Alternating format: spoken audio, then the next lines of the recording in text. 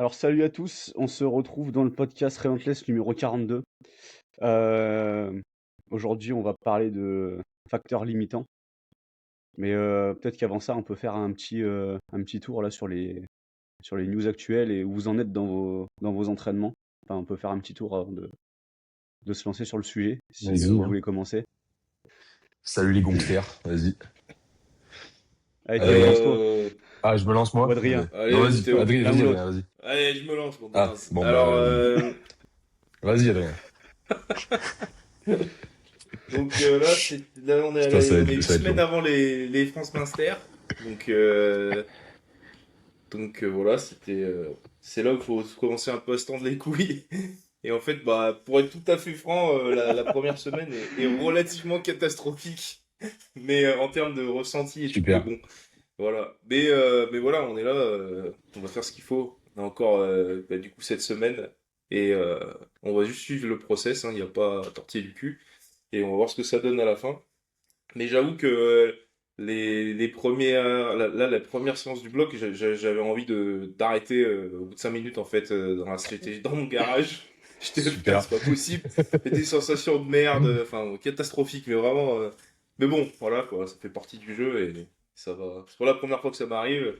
Ça m'arrivera encore. Mais je pense qu'en fait, là, je me suis qualifié il y a quoi, 5 semaines. En fait, Ouais. j'ai fait la qualif, même si je me suis pas tendu les couilles, ben voilà, ça a inclus quelques, comment dire, et ça m'a fatigué entre guillemets quoi. Et puis Normal. derrière, j'enchaîne direct. Et puis en fait, moi, alors là, on va parler des facteurs limitants, mais en ce moment, je peux en parler en long, en large et en travers. Parce que en dehors du coaching et en dehors du sport, de la pratique du powerlifting, bah, je suis blindé de trucs de merde. Enfin, trucs de merde, c'est pas pour me plaindre, mais on va dire que ça va pas dans le sens où je veux forcément. Et il y a j'ai des facteurs assez Ouais. stressants à l'extérieur, on va dire. Et je sais que ça a un impact. C'est pour ça aussi que je relativise euh, par rapport à tout ça. Enfin voilà. Et tu te dis que peut-on faire, quoi. Bah exactement, je me dis ça, je me le dis tous les jours. Je me le dis tous les jours. Je l'ai même Hum. écrit sur mon tableau dans ma salle. Génial. Dans mon garage, j'ai un petit tableau blanc. Je me suis écrit que peut-on faire. Et dès que j'ai un doute, je regarde ce truc et je ferme ma gueule. Parfait. Je vais faire pareil. Je vais faire pareil au club. Je vais faire Il pareil au faudrait faire club. Mais en fait, je pense qu'il faut qu'on fasse des t-shirts Relentless, que peut-on faire? Ouais. Et Ben, ouais, on va voir ça je avec pense que Rudy. On va voir ça avec Rudy. voilà. Je pense que c'est une excellente idée. Avec la tête du gonze et son Avec la fusil. tête Ouais. de Sizaza, quoi. Ouais. Vas-y. On peut faire Ouais, ça. On ouais. va voir. On va voir. Du coup, Adrien, les facteurs externes plus ton vieillage, ça fait vite déborder ça fait vite déborder la coupe, c'est ça? Je pense que ouais, force est de constater. Et moi, là, je l'encule, Ouais. Florent, en fait. Là, je l'encule, tu vois. Voilà. Je veux jamais me Est-ce donner que cette. Je veux jamais. En fait, ça, c'est pas un facteur limitant, c'est là, en fait. C'est pas un truc que tu peux maîtriser, en fait. C'est ton. 3 minutes 20 de podcast, et là, je l'encule. Ça commence bien. super. Et je me dis jamais, j'ai pas envie de me dire, j'étais à l'âge, du coup. Parce qu'en fait, je l'ai trop Ça entendu, ça. sera Même des gars qui ont 30 piges, ils sont là, oui, oui, à 30 ans, maintenant, oui. Voilà, Ouais, donc non. je pense que peu importe ton âge, faut donner. Enfin, si t'as envie de t'entraîner, de faire du sport, peu importe le sport, peu importe ton âge, si t'as l'opportunité de le faire et que t'as envie, faut y aller, quoi. Je voulais le tuer. Et, Mm. c'est bien dit. Ouais, Bravo. voilà. c'est pas mal. Bon. Bon. À toi, Théo. Bah, moi, du coup, pas grand-chose de spécial, parce que je suis en hors-saison pour encore un peu de temps, puisqu'on est à un truc comme, je sais pas, des 18 ou 19 semaines de ma potentielle prochaine échéance. Donc, bah, pas de pression particulière, juste le temps de faire de bons entraînements et de caper de bons blocs, ce qui n'est pas arrivé depuis longtemps, et c'est pas mal. Seul ombre au tableau, c'est que depuis que j'ai commencé l'équiper avec le matos, j'ai développé une certaine fragilité au niveau sacro-iliaque, ce qui m'était en gros jamais arrivé avant, et que on avait testé de squat en flat pour être plus proche de mon squat d'équipé. Bah ça n'a pas marché, pour ainsi dire. Ça n'a pas, enfin c'est pas que ça n'a pas marché, c'est pas une question de performance parce que ne pas performer pendant hors saison, on avait un peu rien à faire. Mais juste que dès que je fais 3 séries de squats, je me bloque le bas du dos en flat. Donc c'était un petit peu chiant. Ça n'a pas nécessité d'adaptation parce que je suis pas non plus trop infragile. Donc on a juste continué à faire les blocs comme ça, sans forcément chercher un top end trop haut au squat. J'ai quand même fait des bons résultats, notamment en barre haute. Mais voilà, donc là on refait quelques ajustements sur le plan au squat pour essayer de relancer de l'élan.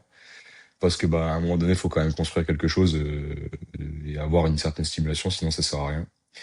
Et sinon, pour une fois, voilà, pour une fois en fait dans ma carrière, c'est le squat qui est à la traîne et le bench et le deadlift qui sont sur une super lancée. Aussi bien le tradi que le sumo, là, les perfs sont assez significatifs, je suis assez content. Et je suis surtout content, on en parlait la semaine dernière quand on s'entraînait ensemble, Flo, de mes perfs sur certains exercices polyarticulaires, où là, je peux dire que c'est bien. Avec le RDL où j'ai fait des fois 10 à 2,25 lundi, assez facile. Et le seated overhead press où je fais du volume à 107, 110 et c'est pas dégueulasse non plus. Donc voilà, période où on alloue pas mal de ressources sur augmenter la capacité de travail, augmenter la baseline et à l'hypertrophie comme d'hab.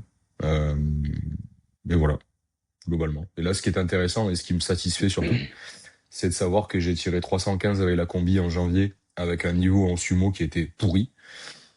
Puisque ma meilleure série en sumo, c'était un 260 x 3 RPE 9. Et là, à l'heure actuelle, j'ai fait 255 x 6, j'ai fait 240 x 7 plutôt facile jeudi. Et on se dirige vers 250 x 7, un truc comme ça la semaine prochaine, ou 245 x 7. Donc la base du sumo est très élevée. Et je sais comment ça va transférer dans la combi. Genre je sais comment ça va commencer à marcher. Et ça me donne pas mal de baume au cœur, en plus en ayant vu les Europes équipées en 105 cette semaine. Bon, alors il faut comprendre donc qu'il y a beaucoup moins de monde qu'en Raw, évidemment. Mais le top niveau, et il y a plus d'écart encore entre le top niveau en équipé et le milieu de tableau que ce qu'il y a en Raw. Et tu peux très bien faire deuxième ou troisième dans une KT, mais prendre 150 ou 200 kilos par le premier parce qu'il y a un Ukrainien qui s'entraîne dans une caverne qui fait 1070 ou 1080 ou 1100 et tu sais pas d'où ça sort. Mais du coup, là, avec mes perfs de la dernière compète et de ce qu'on peut espérer, j'aurais pu faire top 5, top 6. Donc c'est super gratifiant. Et ça m'a donné un petit coup de boost et un petit sentiment d'urgence à l'entraînement là. Donc ça fait longtemps que j'avais pas eu cette sensation là, donc c'est très bien. Voilà. Et toi, Ok. Florent? Mais de mon côté, moi, j'ai repris j'étais sur on va dire, j'ai mon élan qui s'était un peu cassé au squat et enfin, sur les trois mouvements même, après avoir une bonne phase de progression là, et là c'est reparti sur le squat et Ouais. le deadlift. Et je suis toujours en train de réhab mon pec Mm. sur le bench puisque je m'étais refait une élongation. Donc là, je commence tout juste à pouvoir me réentraîner et à switcher mes moultes isométries pour des Pour des séries, vraies pour des séances. séries classiques. Et après, niveau compétition, comme je l'ai déjà dit, je pense que ça va partir sur octobre. Ok. Octobre, soit la compétition de Brice en PACA, soit comme je l'avais déjà dit, éventuellement la BS en Mm. Grèce. On verra, on va voir, j'ai encore le temps De d'y décider. d'y réfléchir, mais ce sera sur cette période-là. Donc là, on élève la base, surtout en Ok. enchaînant des séances productives sans se mettre dans le mur. En tout cas, en essayant de ne pas se mettre dans le mur. Et voilà. La nuance est Et importante. voilà. Ouais, c'est très important. Je ne suis pas parfait. Et voilà. Et puis là, on est en direct des Europe Masters, enfin des Europes équipés, avec Rudy là qui est en train de se branler les couilles là-bas. Voilà. Excellent. Ça, Rudy. Excellent. J'en profite, j'en profite pour L'inside, l'afficher. l'inside absolu, tu sais. Inside absolu là. Inside absolu. Et du coup, là, il est 9h30 et on a Rudy à la pesée à 13h. Match Ok. à, match à 15h. Donc il est bien placé pour podium. Après, bon, il n'y a jamais rien qui est fait d'avance. Donc voilà. Ouais. Non, c'est Plus clair. qu'à faire il n'est plus qu'à faire le taf tout à l'heure. Puis le Ah, week-end dernier, il y a eu. puisqu'on en était à parler de Brice, on fait une petite parenthèse. Brice, tu ne le sais pas, mais tu vas tirer Arians et tu ne vas pas avoir le choix parce qu'on a déjà comploté ça avec Flo la semaine dernière. Donc quand tu vas écouter ça, tu vas savoir que tu vas tirer Arians, il n'y a pas le choix. Voilà. En tout cas, si tu ne tires pas à rien, tu vas te faire harceler, Brice. Et tu vas avoir des problèmes, oui. C'est Voilà. compliqué. Tu vas avoir des harceleurs sur ton dos, hein. Donc Ouais. Théo, moi-même et Ronan Foucré. Oui. Et là, c'est pas les bons à avoir sur le dos. C'est pas les bons mecs à avoir sur le dos. Ouais. Bon, Bon, je après, pense qu'on a Ronan, fait un. si tu marches un peu vite, tu t'en débarrasses, tu vois, donc ça va. Mais, mais bon. Ce qu'on disait avec Théo, Adrien, c'est que Ronan, il Ouais. passe sa vie en économie, tu sais, il est lent, il économise C'est pour ça qu'il est la moindre fort. ressource qu'il a C'est pour ça qu'il est fort. pour Ouais, l'entraînement. putain, c'est bon ça, je vais faire Il est très pareil. agressif à l'entraînement, tu sais, et en fait, Ouais. dès qu'il arrête sa série, tu sais, il retombe, genre, il retombe en intensité, là. Il est tout mou, tu vois, et d'un coup, boum, il se réactive. Il y a vraiment un énorme écart entre les deux. C'est assez fou. En fait, c'est peut-être ça le secret pour ne pas avoir de facteur limitant, c'est de se mettre, c'est de passer son quotidien en économie, en fait, en mode économie d'énergie, tu vois. Comme quand tu mets ton téléphone sur la truc jaune, tu vois, pour Ouais. économiser de l'énergie. Ronan, lui, il est toujours dans ce mode-là, à part à l'entraînement, tu vois, il Tu sais, s'active. les gens normaux, quand ils vont marcher 1 heure, ils font 8-9 000 pas, tu vois. Ronan, il va marcher 1 heure, il fait 4 000 pas. Parce qu'en fait, tu sais, il est Il fait des demi-pas. ouais, c'est pour ça qu'il marche à 23 heures, parce qu'en fait, il finit, tu vois. Pour faire 8 000, il fait 2 heures, quoi. Ah, putain. Bah, Bon, c'est il bon, va on a être fait le content. bingo, on a tapé sur Ronan, ça y est, on peut passer Ouais, à la c'est suite. c'est C'est parfait. parfait. Écoutez, j'ai une liste exhaustive, moi, que j'ai notée de facteurs limitants, mais est-ce que vous avez pris Ah, des tu notes de voulais votre parler de la côté semaine dernière, je t'ai coupé. Pardon. Qui? d'eux? Flo, tu voulais parler de la semaine dernière, mais je t'ai coupé en disant une connerie. Donc, Ah oui, parce qu'il y avait j'allais la juste faire le compète, point oui. sur les. Oui. Ouais, il y a eu la compète du Cress où il y a Audrey qui est bien revenue après une longue phase. J'ai pas l'adjectif pour qualifier ça, mais De merde. J'ai l'adjectif, ouais, moi. voilà. J'ai essayé de trouver un adjectif Non, mais il faut pas des fois. plus élaboré. Donc qui a fait une très bonne compétition et qui va remettre le couvert à Riance parce qu'elle a encore des ressources à exploiter, donc dans 10 semaines. Et Nicolas qui a fait son retour en compétition, je l'avais récupéré en coaching il y a 2 ans, il avait une fracture vertébrale. Et là, il a Mm. enfin fait son retour avec un PR sur le total, en ayant quand même laissé des kilos de côté, donc ça envisage du bon pour la suite. Et à Mm. côté de ça, en Autriche, on a principalement Rafi Ouais. qui a tiré. Après, tu pourras parler de ton athlète si tu veux Non, le ça va, mentionner. c'est bon. C'est pas la peine. Donc, elle a tiré sur une grosse compétition régionale qui s'appelait Battle of the North, si je dis pas de Ouais, conneries. en fait, Battle of the North, Et c'est le régional des deux plus grosses régions d'Autriche, donc la Haute-Autriche et la Basse-Autriche, qui sont autour de Vienne. Et pourquoi il dit gros régional? Parce qu'en fait, c'est peut-être un tiers des licenciés de la Fédé autrichienne et ils sont 250 sur un week-end. Donc c'est absolument énorme. pour Voilà. les anciens qui nous écoutent, c'est comme les compétitions de zone qu'il y avait avant, Ouais, les, exactement. les, Ouais, les zones. ouais. Donc c'était l'interrégion de l'époque. Donc Ouais. Rafi, elle a fait une super compétition. Elle a PR le squat, ce qui n'était pas arrivé depuis longtemps, avec 187,5 avec de la réserve en plus. Ouais. Le bench, elle a fait 107,5. Ça, on va dire que c'est correct parce que bah, elle a changé sa prise il y a Deux assez mois, ouais. récemment. Mm. Donc ça reste satisfaisant. Et au terre, elle a fait 205,5. Donc elle Ouais. a fait un PR, elle a inscrit un nouveau record national avec un total à 500,5, qui est aussi un record national du coup en Mm. Autriche en moins de Et le 500 squat squats. aussi, c'est un record national, du coup. Ouais, et donc Mm. après une grosse période fluctuante, c'est très Mm. très satisfaisant et on a eu le temps de mettre le doigt sur ce qu'il fallait en fait Mm. pour la faire progresser malgré son âge avancé aussi, puisqu'elle elle se rapproche des masters comme Adrien, tu vois, Putain, et tout. heureusement qu'elle parle pas français, sinon t'es mort. Ah, je, Faudra je, je lui ai faudra le déjà, répéter. je lui ai déjà dit en rigolant, mais j'ai précisé tout de suite après que je rigolais. Bon, Parce que bref. là, il faut faire gaffe. Et moi, du coup, sur cette Ouais. compète, j'avais un athlète aussi, donc Gunnar, en moins de 74. Alors, j'en ai déjà parlé sur le temps de la plaisanterie, mais Gunnar, il est descendu d'une KT sans me prévenir.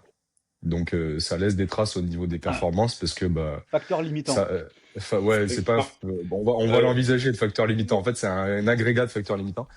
Il a perdu 50 kilos sur le total.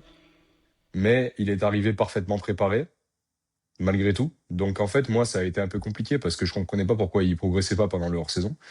Et quand j'ai compris qu'il avait perdu 9 kilos, bon, j'ai su qu'il y avait une raison, quoi. Et finalement, j'ai fait les ajustements qu'il fallait pour que la prépa se passe bien et que le picking soit productif. Surtout le picking, en fait, qui était productif. Puisqu'il arrive, il a fait plus sur les 3 mouvements que ce qu'il a fait pendant le picking. Et même au deadlift, il a fait beaucoup plus et avec de la marge. Donc, ça veut dire qu'au niveau des timings d'exposition, bah, j'ai trouvé ce qui marchait à peu près. Après, bon, voilà, il n'y a pas de secret. Tu fais pas de muscles et tu crées pas forcément d'adaptation particulièrement intéressante quand t'es en déficit et que t'es sous-nutri, quoi. En gros. Mais bon, que peut-on faire? Mais il a fait une bonne compète. Voilà. 9 sur 9, bref.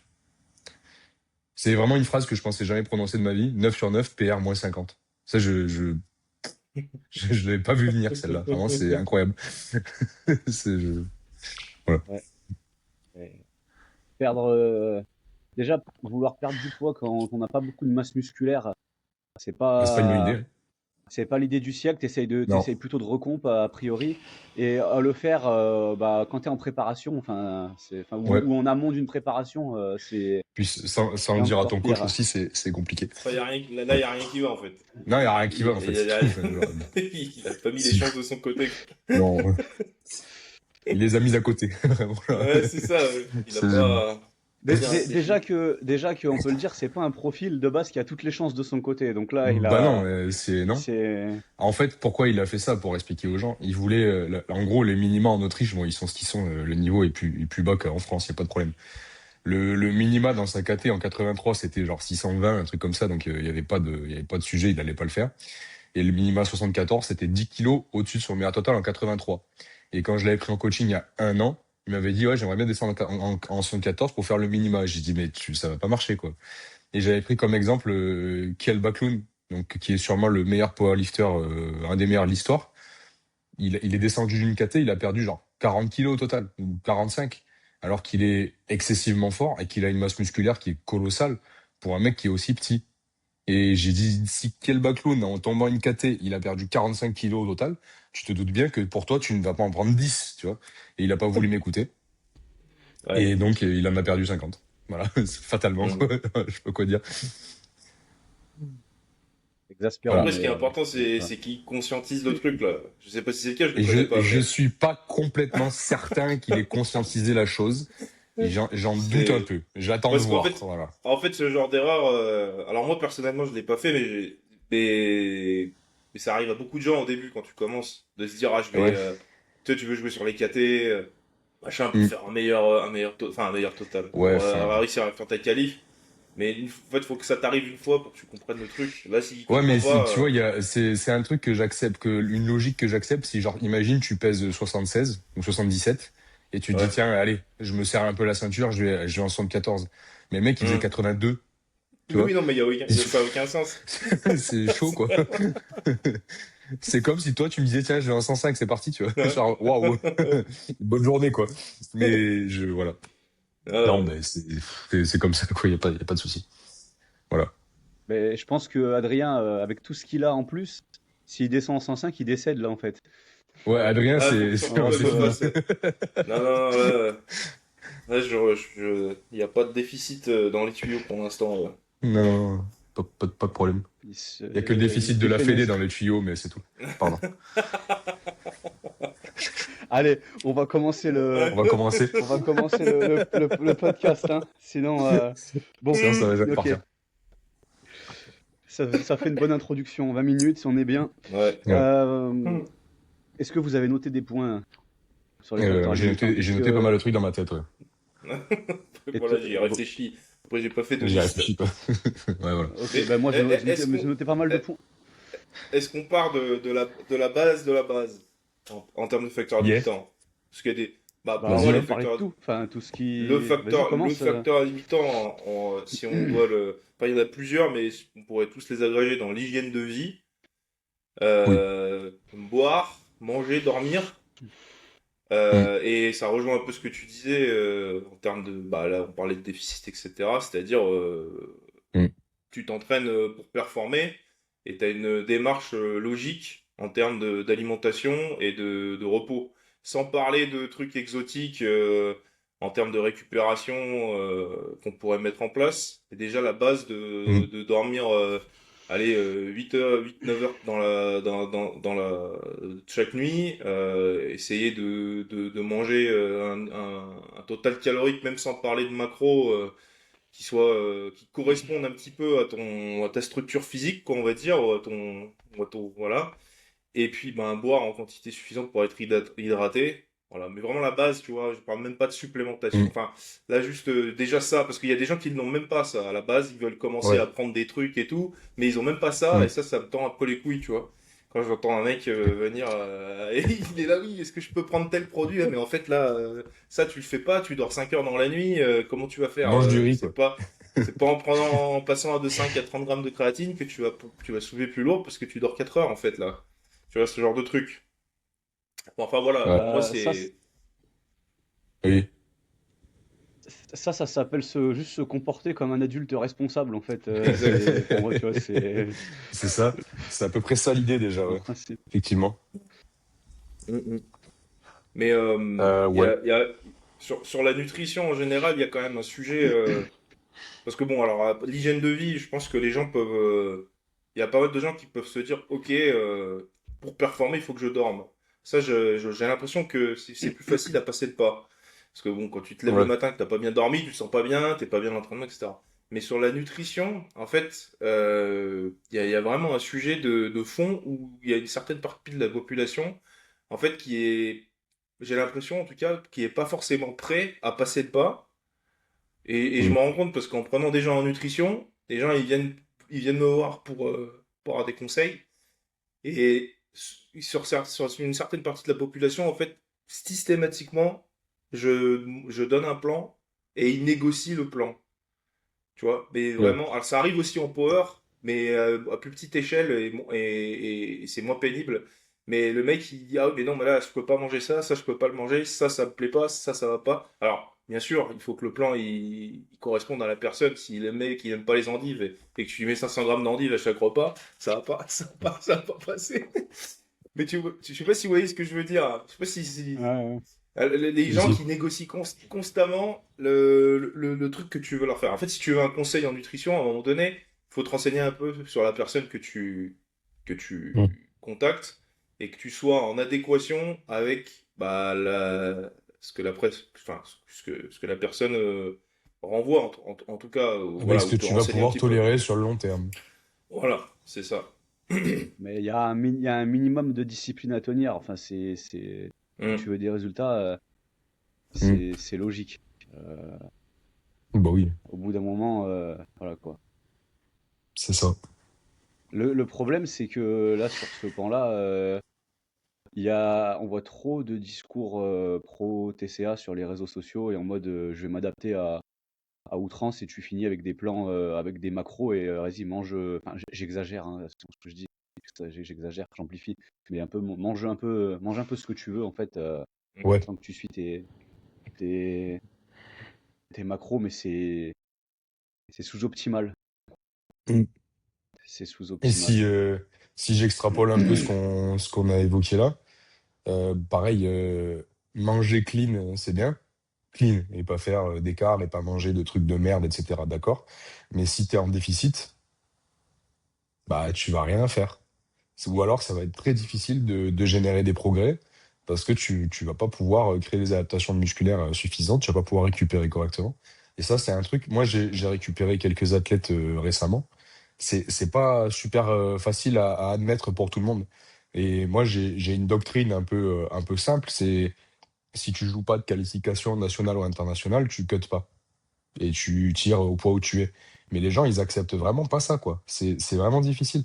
Et le jour où ils arrivent à le comprendre et qu'ils ne codent plus et qu'ils sont en léger surplus ou en maintenance bien établie, putain, les mecs, ils progressent de ouf. Et ils se disent, ah, bah, j'aurais dû le faire plus tôt. Mais au-delà de la nutrition, il faut vraiment genre se dire, bah, il faut que ta démarche de nutrition, même si tu manges déjà clean et que tu es déjà discipliné, etc., qu'elle soit destinée à te faire progresser. Parce que si on reprend l'exemple de mon athlète de tout à l'heure, il mange clean. Il n'y a pas de problème. Il pèse ce qu'il bouffe, etc. Mais le gars, il s'est affamé. Donc sa démarche était inverse à la perspective de progresser en force. Et ça c'est vraiment le point le plus saillant. C'est que si tu veux progresser, donc développer tes capacités physiques, ben, tu peux pas être en déficit. C'est tout. Ou alors, Mais il le, faut que tu aies vraiment une quantité de masse musculaire déjà considérable. le problème, c'est que dans le sport, il y a des catégories et que les gens se matrixent Ouais, avec ça, en fait. ouais, Il y a une c'est ça. catégorie, il faut soit que je la remplisse, soit que je Ça que tombe je suis en dans la dessous. catégorie Mm. inférieure, alors que tu peux très Ouais. bien te situer entre deux catégories. Et je l'ai dit récemment à un athlète qui voulait absolument faire le point en moins de 83. Je lui ai dit, toi, ton Bah, objectif, là, Nicolas. c'est. Mm. Ouais, je lui ai dit, ton objectif, c'est juste de. Même si tu te retrouves entre deux catégories, parce que tu n'as pas besoin de remplir les 93, tu vas juste prendre du gras, tu vois. C'est juste de prendre le maximum de masse musculaire possible. Et si tu es entre deux catégories, Mm. c'est pas grave. Le jour où tu C'est es ça. compétitif et où tu deviens en passe d'être compétitif, là, la question, elle se posera de si je suis entre deux, est-ce que je descends en Mm. 83 ou est-ce que ça vaut plus le coup de monter en 93? Mais d'ici là, ton objectif, c'est juste de gagner le plus de masse musculaire possible et de te mettre en position au niveau de ta diète de progresser, quoi, de récupérer, d'avoir de l'énergie, etc. Et ça devrait Voilà. être ça pour 99% des pratiquants, Mm. hein. Exactement. Et Exactement. je vais faire là, tout à l'heure, Adrien, t'as parlé du sommeil qui est dans la conscience, c'est un peu un acquis pour tout le monde. Moi, Ouais. je constate que même si c'est un acquis pour tout le monde, que ok, le sommeil c'est important, les gens ne savent pas ce qu'il faut faire pour avoir un bon sommeil. Et ça, je le Ouais. vois dans tous les bilans physiologiques que j'ai fait. Donc, depuis le début, là, depuis 2 ans, j'en ai fait une trentaine. J'ai un questionnaire aussi qui est basé sur les habitudes de sommeil. Et systématiquement, les gens, le soir, ils allument la lumière chez eux et ils passent du temps devant les écrans. Et là, ce que les gens ne comprennent pas, c'est qu'on ne parle pas d'optimisation. Pour synthétiser de la mélatonine, il faut que Ah la ouais, lumière, elle d'accord. baisse, en fait. Tu peux pas Mm. synthétiser de la mélatonine si tu t'exposes à la lumière, en fait. Donc, si tu laisses la lumière allumée chez toi, que tu restes devant les écrans sans mettre un barrière rouge et sans avoir des lunettes de protection contre les UV bleus, ce qui ne marche pas à 100%, il faut faire les deux idéalement pour se prémunir de ça. Si tu veux rester devant les écrans, en fait, tu vas nuire à ta production de mélatonine. Et même si tu dors tes 8 heures, ça nuit à la qualité de ton sommeil. Et on sait que le sommeil, c'est du dopage naturel. Donc, enfin, voilà. Même si c'est acquis dans les consciences, les gens n'ont pas Mm. conscience que ça, c'est pas des facteurs d'optimisation, mais c'est la base C'est la base. Ouais. pour avoir un sommeil qualitatif, avant de prendre de l'ashwagandha et du magnésium, tu vois. Et pourtant, quasiment personne ne le fait. Dans tous Mm. les bilans physiologiques que j'ai fait, les trois quarts des gens, ils laissent la lumière allumée chez eux le soir et ils sont devant les écrans sans protection. Donc, si vous écoutez ça, il faut y remédier parce que c'est physiologique, c'est comme ça, quoi. Voilà. Exact. Moi, je le sens sur, Euh, je le sens sur la qualité de mon sommeil en ce moment parce que c'est une période un peu de rush au boulot où il faut que je travaille le soir. Mais du coup, tu restes sur les écrans jusque 23h30 avant d'aller dormir. Bah forcément, la gueule du sommeil. En plus, j'ai la montre Garmin pour le traquer. Bah, tu t'en rends compte immédiatement. Tu t'en rends compte immédiatement que ça fait une différence qui est stratosphérique, quoi. Il n'y a pas de secret. Mhm. Euh, Tu avais d'autres points sur lesquels tu voulais élaborer, Adrien? Non, bah là, c'était juste la base de la base. Après, on peut Ok. monter dans l'écran. Sur la nutrition, peut-être pour boucler là-dessus, peut-être que la nutrition intra-entraînement et péri-entraînement aussi, c'est un gros facteur limitant. Comme Hum, quand on fait tous des séances qui sont plus ou moins longues. Si tu fais un SBD de 3 heures, où tu as fait un gros squat, un gros bench, par exemple, et que tu t'es pas alimenté pendant, que tu n'as pas eu une source de glucides pendant, ou une source d'électrolytes pendant, bah forcément, tu laisses un gros pan de performance en marche. Et du coup, la fin de ta séance, elle va être beaucoup moins productive si tu t'es pas alimenté. Et de même, si t'as pas pris une collation avant, ou quelque chose qui te permet d'avoir un peu d'énergie avant. Ça aussi, c'est sous-estimé. Bon, après, il y a tout ce qui est enfin, la nutrition autour de l'entraînement qui est importante et qui peut être tunée en fonction de ton emploi du Oui. temps et de tes besoins, etc. Et Mm. effectivement, il y a des gens que je récupère en nutrition qui ont des macros OK, on va dire. Il y a toujours à revoir, je pense. Mm. Après, il y a ma vision qui rentre en jeu, mais les gens Oui. qui mangent relativement sainement, ils ont des macros OK. Par contre, en termes de timing des repas, c'est rarement, je trouve que c'est toujours assez optimisable, et notamment, et sans faire des trucs compliqués, hein, une source de glucides, Mm. une source de protéines, enfin tu vois, un truc très très simple, hein, je parle pas d'utiliser des suppléments rigolos ou des trucs comme ça, et en fait, juste ça, ça permet d'augmenter le rendement de l'entraînement, en fait, en général. Voilà. Ouais. Mais bon, voilà, bah, encore une fois, ça demande une certaine discipline parce que bah faut manger avant, faut préparer son truc et tout, voilà quoi. Donc le premier facteur limitant, je pense que pour moi, c'est vraiment d'être conscient comme tu dis Florent, même sans parler d'optimisation, d'être conscient de ce qu'il faut faire pour performer en fait. Le premier truc, c'est de comprendre et d'accepter en fait que c'est pas un choix en fait. Il y a des choses qu'il faut faire. Il y a des choses qu'il faut faire et qu'il faut mettre en place. Faut le comprendre C'est ça. et ne pas si tu veux, si ça te tient vraiment à cœur, hein. Hum, Après, tu mets le gradient où tu veux par rapport à tes objectifs, mais ne pas se chercher d'excuses, toi. hum. Ou négocier. Parce que, c'est comme je disais tout à l'heure, le premier réflexe que les gens ont généralement, surtout parce que je pense que sur les plans nutrition, il y a un gros facteur psychologique sur l'importance des repas, se faire plaisir.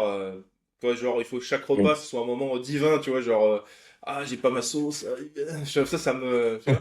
Bref. Et, non, mais vous voyez le truc. En fait, on vit quand même dans un monde où on est arrivé à un état de tantousification assez extrême, quoi. C'est-à-dire, il y a des gens, chaque repas, il faut qu'il soit parfait avec les bons goûts, les bonnes textures. Ouais, ouais, J'avais un pote complètement. au boulet qui disait ça. Il disait, moi, pour chaque repas, il me faut du sucré, du salé, du croquant. Enfin, j'avais envie de lui mettre une tarte, tu vois.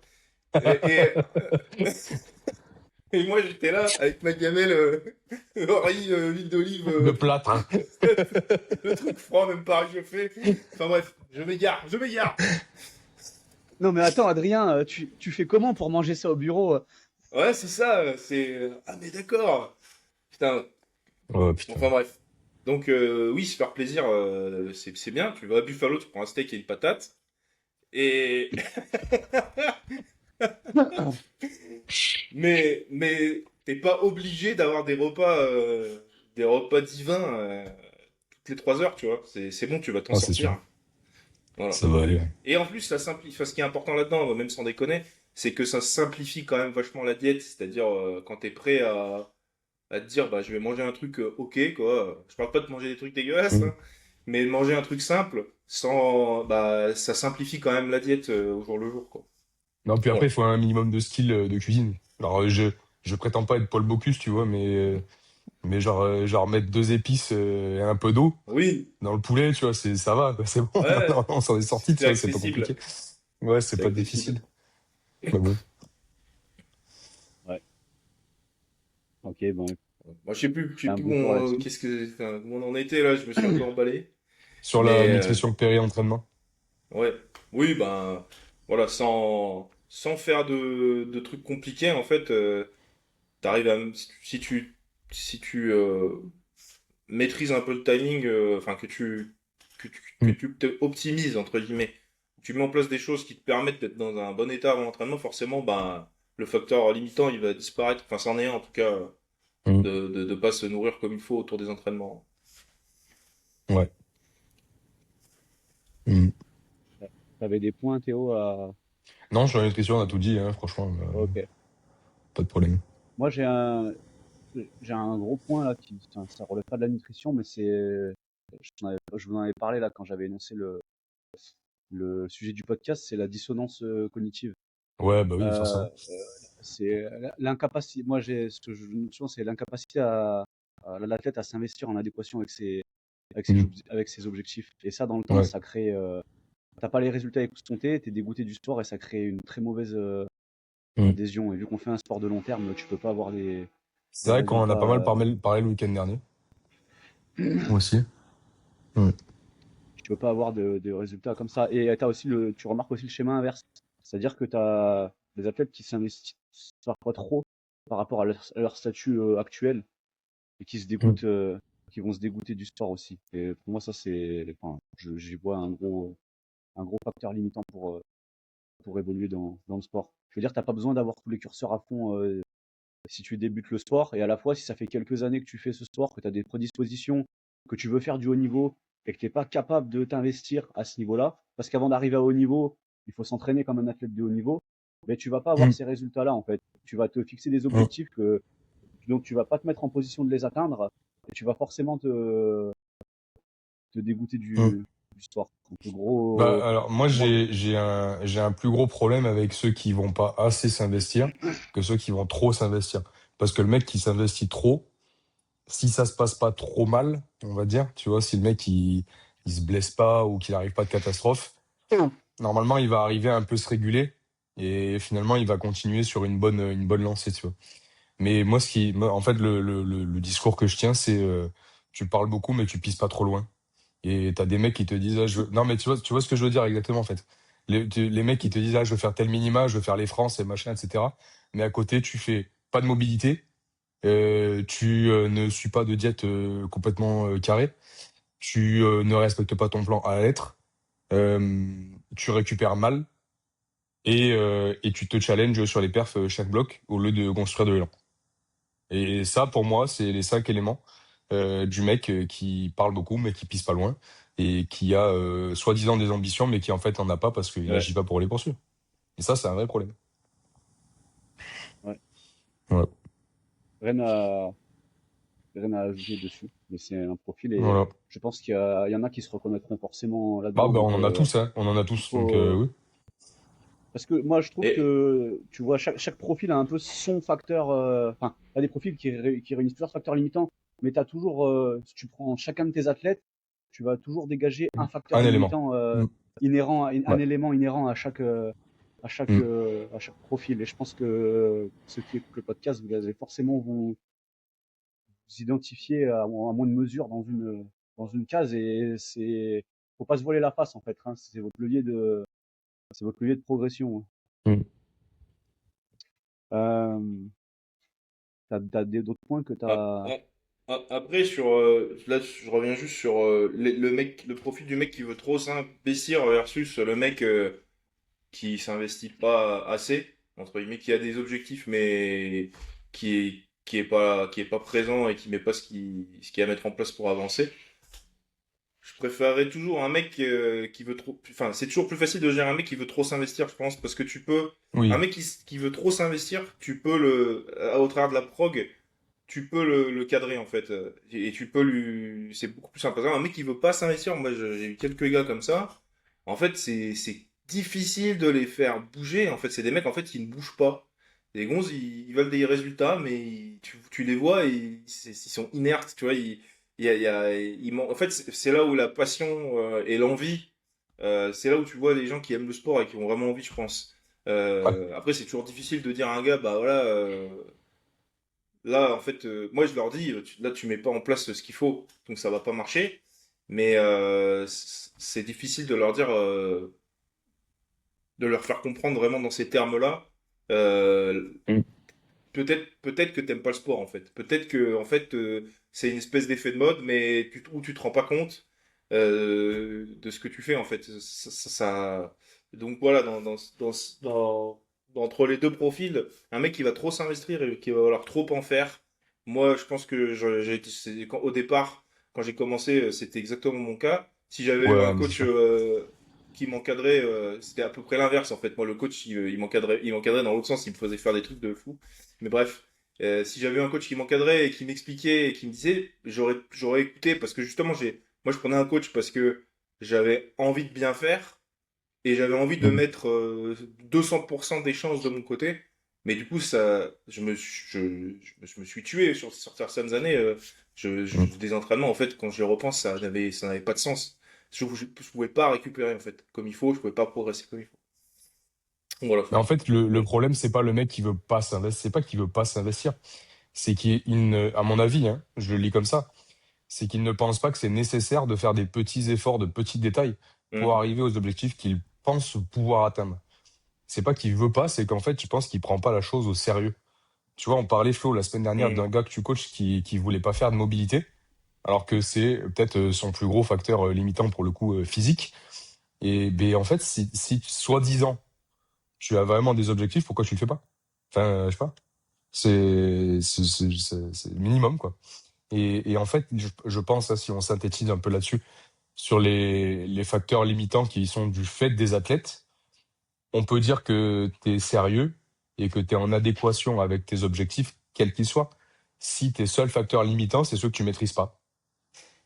Tu vois, genre Ouais. t'es fatigué du boulot ou t'es fatigué, la vie de famille, c'est prenant, etc. Bah, si c'est ça, tes seuls facteurs limitants, c'est que là, t'es sérieux. Par contre, si tes facteurs limitants, c'est ah ben j'ai la flemme de faire la mobilité, j'ai la flemme de manger ma diète et je fais pas d'efforts sur le reste, bah là, c'est que t'as un problème, je pense.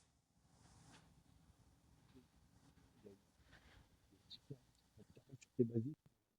Ouais. Les mecs, Mm. voilà ce que Ouais. je disais tout à l'heure par rapport au mec qui s'investit pas. Je parle du mec qui veut, pour passer de 500 à 600 de total, qui est Ouais. déjà Ouais. carré sur les bases et qui sent le besoin de foutre tous les curseurs à fond, qui, Mm. mettons, il a pas de chance, il va se blesser pour faire 5 à 600 de total parce qu'il a mis il a mis tous les curseurs à fond, ça s'est pas passé comme prévu, et puis là, le mec, il va se dire pourquoi je fais ça, il va remettre sa vie en question, il va se dégoûter du sport et il va finir à l'Aerox, quoi. Tu vois, Mm. Ouais, on en revient toujours c'est à un, l'Irox. non mais, je rigole là-dessus, mais Moi, non. c'est un vrai, c'est- non mais c'est un vrai profil.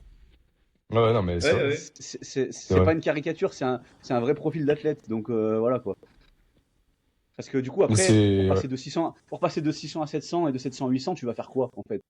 Tu Ben, frérot. vas, Ouais. tu vas faire un rituel satanique, tu vas sacrifier ta mère ou enfin je sais pas. Je sais pas ce que tu. Voilà. Ouais. Ouais, Bonsoir. ouais, c'est ça. Soir. Je voulais dire un truc, mais du coup, j'ai oublié avec ces conneries. Mais, mais c'est ça Ouais, le truc. je En fait, rigole pas c'est en plus. Instagram a fait que les gens, ils se sont inventés des vies de sportifs de haut niveau dans ce sport. Et que en fait, l'investissement n'est pas synonyme de résultat. Et ça, c'est quelque chose, genre, le travail ne paye pas toujours. Arrêtez Ouais. de croire que c'est le cas. Le travail ne paye pas toujours. Et en fait, ça, c'est un truc qui a fait mal à une grosse génération. Là, ceux qui sont en train d'arrêter maintenant, ils se sont basés sur cette idée que tout le monde pouvait être champion du monde ou tout le monde pouvait faire le championnat de France. C'est pas vrai. Et qu'en réalité, effectivement, il faut croire en soi et pas limiter, et pas avoir des pensées limitantes. Souviens-toi, Florent, et pas avoir des pensées limitantes sur les performances qu'on peut réaliser. Mais il y a un moment où, en fait, la réalité te rattrape et c'est pas parce que tu t'investis à hauteur de 1000% que ton résultat, ça va être 1000%. C'est pas vrai. C'est juste pas vrai. Et en fait, si ça te frustre trop d'avoir l'effort sans avoir le résultat immédiat ou le résultat tout court, bah, c'est juste que tu vas trop loin. Mais c'est aussi synonyme que tu mets peut-être les choses à l'envers et qu'il y a d'autres choses à faire avant. Voilà, aussi. Mais là, pour finir là-dessus, moi, ce qui me dérange, c'est quand tu as des mecs qui te parlent qui ont des prétentions de haut niveau. Donc, Ouais, pour le contexte, déjà vouloir faire les France élites, c'est avoir des prétentions de c'est des haut prétentions niveau, de niveau. Ouais. vu le niveau actuel, et que les basiques dont on parle là sont même pas sous contrôle. T'es Non, censé mais non. Mm. t'es censé parfaire sans parler de foutre tous les curseurs au max, t'es censé parfaire tes basiques Non, en fait, et basique. Ouais. être Mm. irréprochable là-dessus, si ça te tient vraiment à cœur. Sinon, c'est que ça te tient pas tant que ça à Mm. cœur. Mais pour prendre Ouais, un exemple concret, Rafi, c'est top 10, top 12 monde. Bah, elle a pas tous ses curseurs à fond tout le temps. Elle les a peut-être 2 fois 3 semaines dans l'année. Parce que bah, déjà, ça coûte de l'argent, potentiellement. Après, t'as pas nécessairement le temps et l'énergie de le faire quand t'as un boulot et une vraie vie. Donc après, effectivement, les athlètes qui ne font que ça, qui ne branlent rien de leur vie, et qui sont dans le top 5 monde, effectivement, leur curseur, ils peuvent les avoir plus haut en permanence. Mais même des athlètes de très haut niveau, ils ont pas leur curseur au max tout le temps parce que c'est juste pas possible. Et c'est pas pour autant que t'as pas de bons résultats. Juste, il faut le faire sur le long terme et avoir les basiques qui sont réglés. Voilà. ouais, c'est ça. Si tu prends Rafi, c'est basique, ils sont réglés Ah oui, pas tout de le temps. problème. Ouais. C'est la base. Je rebondis juste sur un point du coup, parce que tu as parlé du manque de flexibilité, mobilité. Ça, moi aussi, je Ouais. trouve que pour certains athlètes, c'est leur facteur limitant principal. Un mec qui bouge pas bien, tu peux Mm. mettre ce que tu veux sur le plan d'entraînement, tu n'as pas une bonne Ouais. mécanique de mouvement, tu vas pas arriver à autant Mm. exploiter enfin, un quelconque schéma de programmation. Et donc, la première issue pour débloquer des progrès, ça va être de progresser là-dessus, en fait. De progresser là-dessus. Et pour certains, force est de constater que tu as des mecs qui sont très très raides et qui, des fois, manquent juste de flexibilité et qui gagneraient, on en revient au basique, à juste se mettre à faire des étirements, en fait, sans partir dans des Oui. protocoles complexes de mobilité, à vouloir faire des cars, des pale rails ou des trucs encore plus avancés. Pour certains athlètes, c'est juste se mettre à s'étirer pour avoir un peu plus de flexibilité et arriver Exactement. à mieux, à mieux bouger. Mm. Ça peut déjà débloquer des choses. Enfin, je pense que vous en avez probablement tous les deux des athlètes dans ce cas de figure. Oui. Ouais. Oui, clairement. Tous en réalité, enfin, n'importe quel athlète a des limitations sur ça. Là, que ce soit sur les 3 mouvements ou sur un seul potentiellement, tout le monde va faire face à ce genre de choses à un moment donné. Donc oui. Mais il y en a pour qui c'est moins problématique, parce qu'ils vont arriver techniquement à compenser d'une manière où ils vont avoir une bonne mécanique de mouvement. Mais il y en a, ils sont tellement limités qu'ils peuvent faire ce qu'ils veulent, ils vont pas avoir, ils vont être Ouais, c'est ça. mécaniquement limités. Et quand on dit ça, on parle pas juste de risque de blessure ou quoi, c'est juste que C'est juste que tu vas tu peux pas pas arriver à te bouger, mettre quoi. dans des positions favorables pour Mm. exprimer ta force, en fait. Oui, complètement. Et Voilà. Complètement. après, là-dessus, je pense que comme ça va rejoindre ce que tu disais, mais de partir sur une routine relativement simple, et même j'irais même jusqu'à dire light en termes d'exercice, pour pas Oui, que ça devienne un euh, stress. très pénible et très chiant de le faire, où tu passes Mm. 1 heure à t'étirer ou à faire de la mobilité dans la journée. Si tu es patient et que tu le fais de manière régulière, en général, assez rapidement, entre guillemets, tu peux avoir des bons résultats. Parce que souvent, moi, Mm. les 11, ils vont avoir un problème de mobilité, il va faire 12 exercices pendant 3 jours, et il dit, ah, ça Et après, marche pas. j'ai vu. Enfin, j'exagère peut-être sur le 3 jours, mais ils vont très vite se lasser parce qu'ils ne voient pas de résultats. Alors que tu prends, allez, 2 ou 3 exercices qui te prennent 15 minutes, et tu les fais tous les jours pendant 2 mois, bah, tu vas arriver à un résultat. En général, tu arrives souvent à de bons résultats et Mm. après, bah, tu peux le garder dans ta routine parce que c'est digeste et comme tu dis, Théo, ça t'inflige pas un Mm. stress supplémentaire si tu le fais intelligemment. Et c'est comme la diète, en réalité, ce qui compte, c'est pas le plan parfait, c'est le plan que tu peux garder le plus longtemps possible en étant Mm. productif. Et de fait, voilà. Yes. Si t'as Exactement. trop de trucs et trop chiant à faire, ça marche pas. Désolé, je suis en train de gérer un truc en urgence, mais je suis avec vous. Euh, du coup, moi j'ai d'autres points. Si vous avez pas d'autres Vas-y, vas-y. points particuliers en tête, là je vais. Oula, ça Ah, bug. on a perdu Florent. Là, Laurent, Florent! Il est Laurent, figé là. il est figé, il est figé. Il y avait un mec en République tchèque qui passait la tronçonneuse, ça a fait laguer son wifi. Et il est là, il est Ah, revenu. Ah, ça y est, ouais. Voilà. Je suis en partage de connexion là parce que le wifi est pas terrible. Donc au final, sur la dissonance cognitive, on peut résumer ça de la manière suivante. C'est tu affirmes quelque chose, tes actes ne suivent pas ce que tu affirmes, et en fait, les facteurs limitants de ton entraînement viennent de toi et pas de choses que tu veux pas maîtriser. Pas Exact, mal. Voilà. exact. Le manque de mobilité, on a fait le tour dessus aussi. Il n'y a pas Ouais. grand-chose de plus à dire Bah, que le ce qui a manque de été dit. mobilité, on peut en dire un peu plus quand même. Je pense un mec qui va avoir tendance à se challenger, à overshoot trop de top 7 ou trop de séries, bah, ce manque de mobilité, il va l'entretenir en réalité. Parce que sous charge, tu vas bouger de moins en moins bien, etc.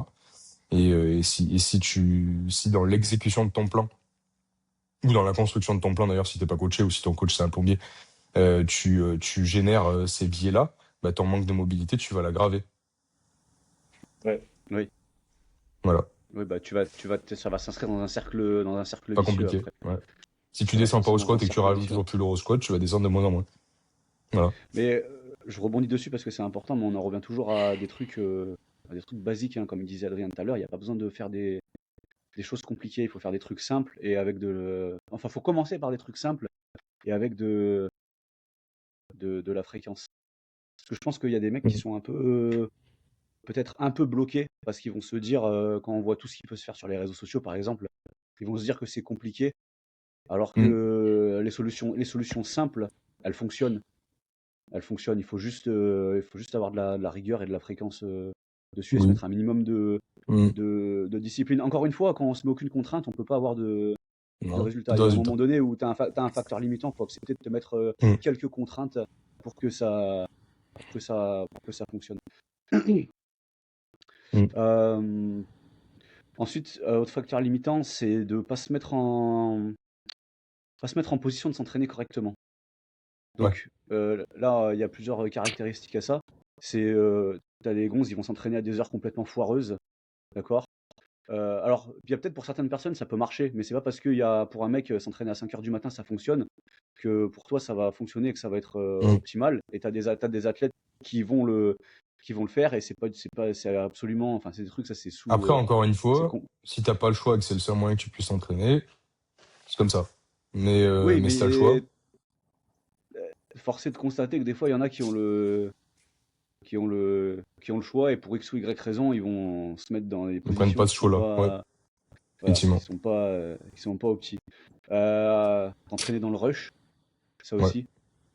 Euh, Avoir des distractions pendant l'entraînement, tu vois, se Mm. mettre en position de s'entraîner correctement. Mais je dis ça, il y en a qui n'ont pas conscience que c'est C'est un un facteur problème. limitant. Genre, t'es en train de scroller sur Insta pendant tes séries, c'est de la merde.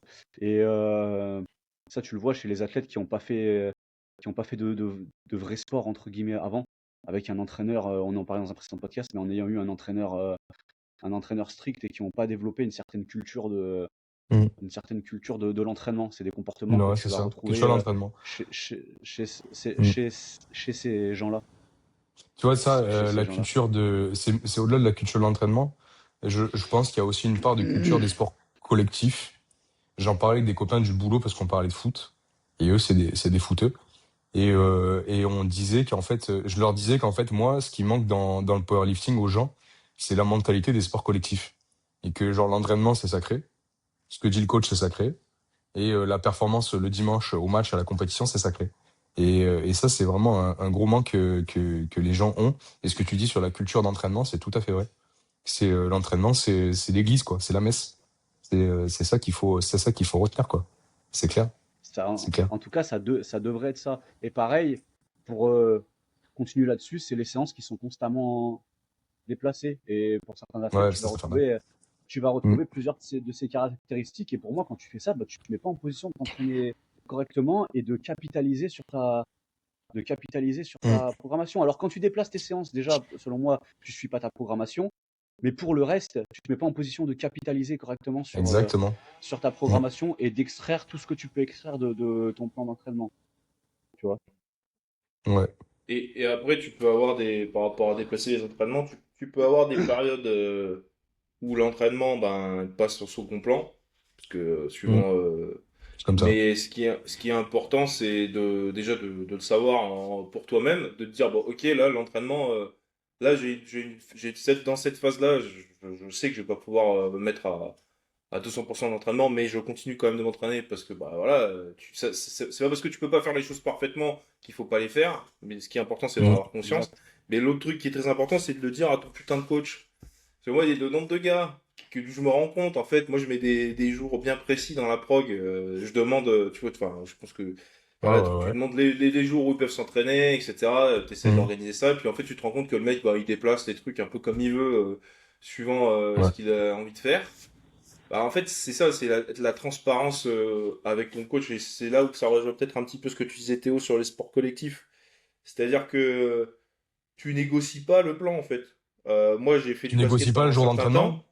C'est ça. Moi, j'ai fait du basket pendant un certain temps. Alors, c'était pas du tout du haut niveau et c'était vraiment du loisir. J'étais pas dans un objectif de. Mais j'allais à l'entraînement. Tu fais exactement Mm. ce que te dit ton coach. Et à aucun moment, je lui ai dit, bah là, faut pas faire comme Bah ça. non. Faut faire autrement. Ou là, j'ai pas envie de le Bah faire. non. Tu vois, t'as pas envie de Ah, faire un truc. Bah, tu te prenais un prends un coup de coup de ballon coude dans la sinon. tête.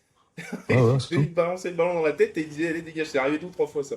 Les mecs, les branleurs, ils dégagent, en fait. Il y a pas de. Soit t'as envie, soit t'as pas envie. Et voilà, bon, là, Et enfin, bon, bref.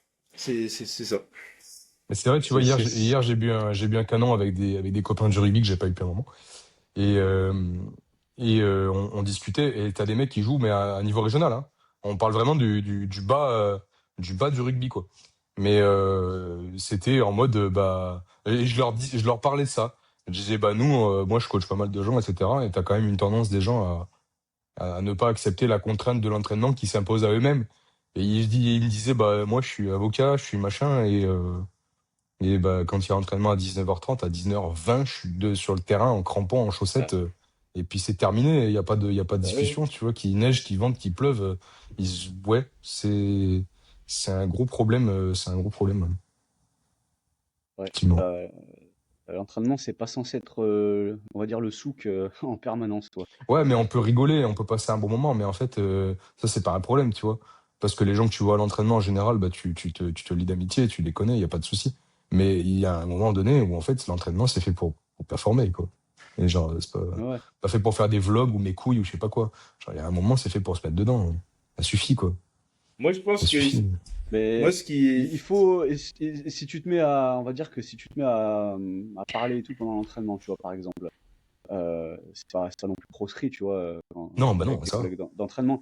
Mais il faut avoir en amont, selon moi, en amont, avoir développé cette culture de l'entraînement et cette aptitude Hum, à te mettre, à savoir te mettre dedans quand il faut hum, quand il faut te mettre dedans. Moi, je le vois sur certains athlètes, des fois, quand ils me font des retours, quand ils font des séries et qu'ils sont pas concentrés, ça se voit, en fait.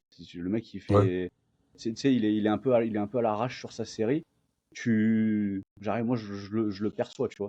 Je lui dis, là, je suis sûr que ouais.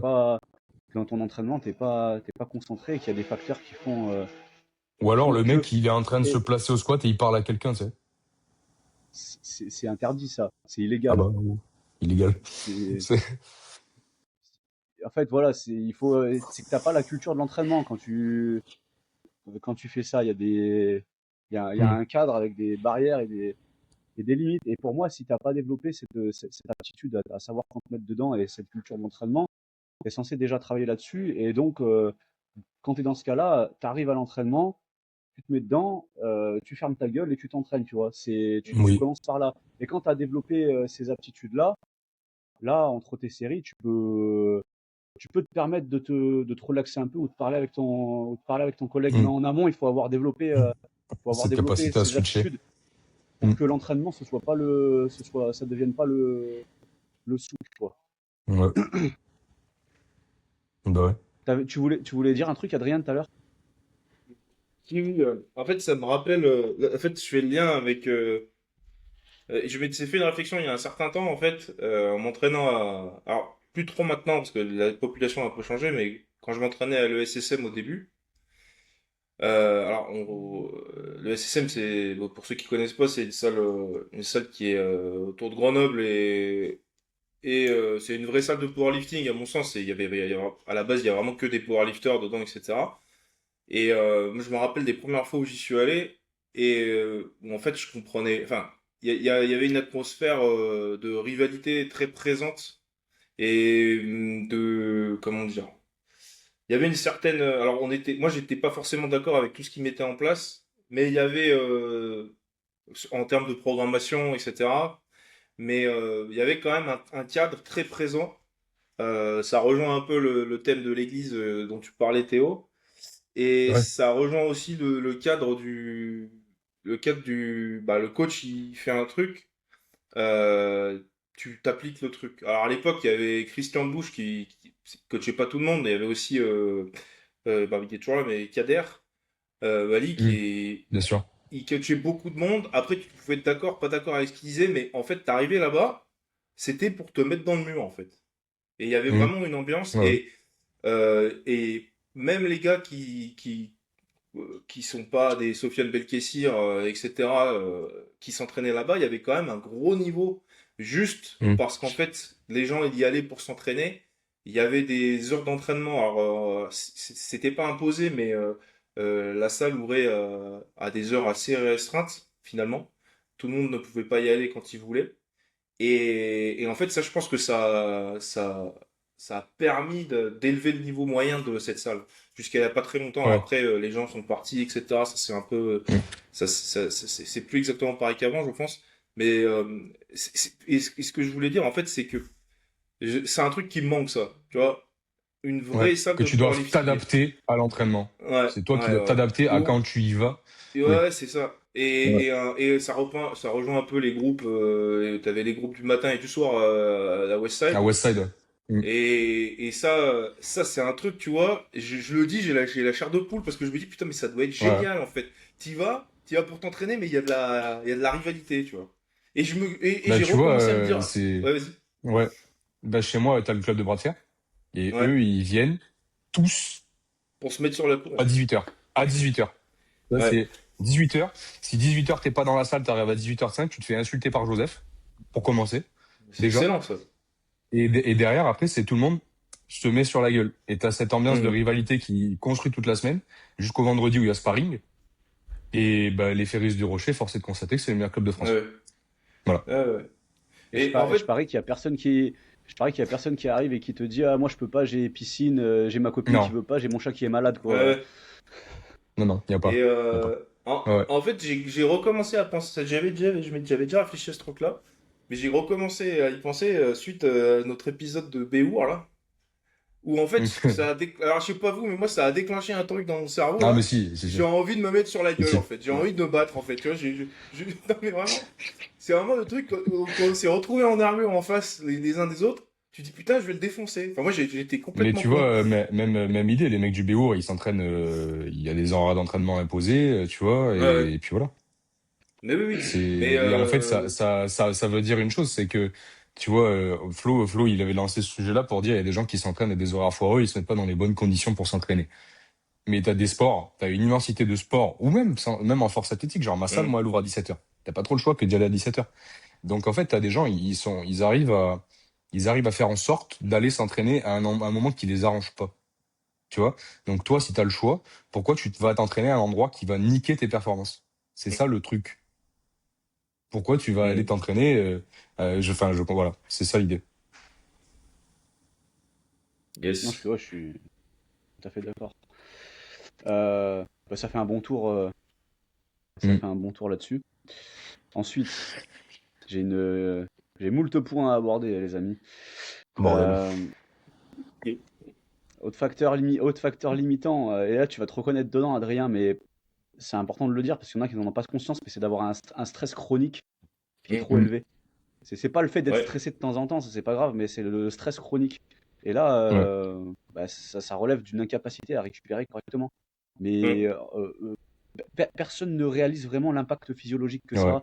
Et physiologiquement, je sais pas si c'est vraiment autant impactant, mais pour l'image, je pense que c'est presque autant impactant que d'avoir un sommeil de merde, tu vois, quand tu as un stress chronique Mm. qui est super haut. Euh, Et si t'en as pas conscience, c'est impossible de faire levier dessus, en fait, si tu sais pas que c'est ça qui te bouffe tes performances. Et je pense qu'il y a beaucoup de monde qui n'ont pas, Et qui en n'ont pas plus, ça va conscience de de pair ça. avec le sommeil en général, pour le coup. En général, ouais. ça altère la qualité du En, sommeil. en, Enfin, il n'y a pas de, tu vois. en fait, Sur le, à terme, ouais. Mm. c'est un sujet ultra vicieux, le stress chronique, parce que c'est un truc. Alors, moi déjà, pour parler de moi, comment dire, j'ai pas envie d'admettre, souvent j'ai pas envie d'admettre qu'il y a un truc qui va pas, tu vois. Et ou Ouais. j'ai pas envie de me mettre dans une position où je vais dire, là je suis en position de faiblesse, ou tu vois, donc c'est bon, déjà c'est un autre facteur limitant peut-être que j'ai, mais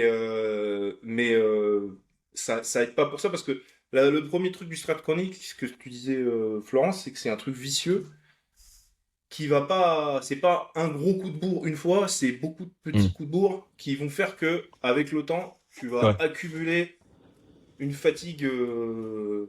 pernicieuse un peu, tu vois. Et en fait, tu veux jamais vraiment l'admettre.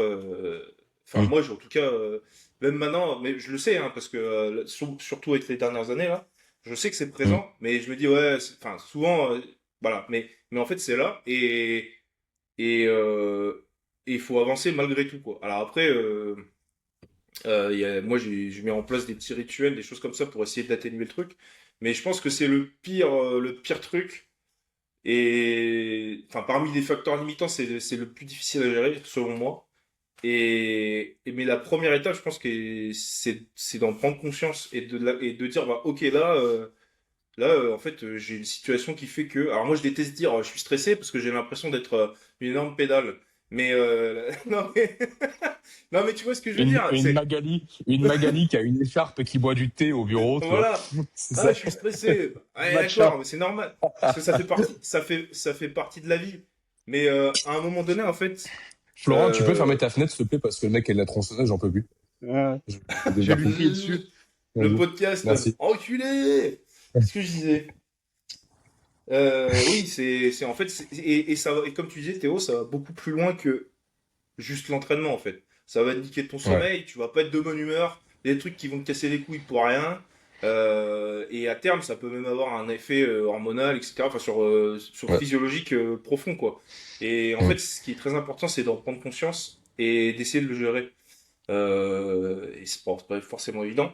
Après, je pense qu'il y a des choses qu'on s'inflige parce que c'est politiquement correct ou parce que tout le monde fait comme ça et Mm. dont tu peux te passer en fait. Ouais. Tu vois, moi je prends par exemple l'exemple avec le boulot. Avant, et pareil, c'est parce que je suis dans cet état d'esprit où j'ai pas envie de dire non, enfin de dire non. J'ai pas envie de pas aller de l'avant en fait. J'ai pas envie de dire là je suis fatigué, je le fais pas. Mais à une Mm. époque, j'acceptais toutes les réunions, j'acceptais tous les points, machin. Maintenant, je dis attendez là les mecs, là c'est bon, j'ai eu j'en ai marre. Enfin j'en ai marre. Je leur dis pas j'en Ouais. ai marre, mais je dis là je peux pas pour me préserver en fait, tu vois. Ouais.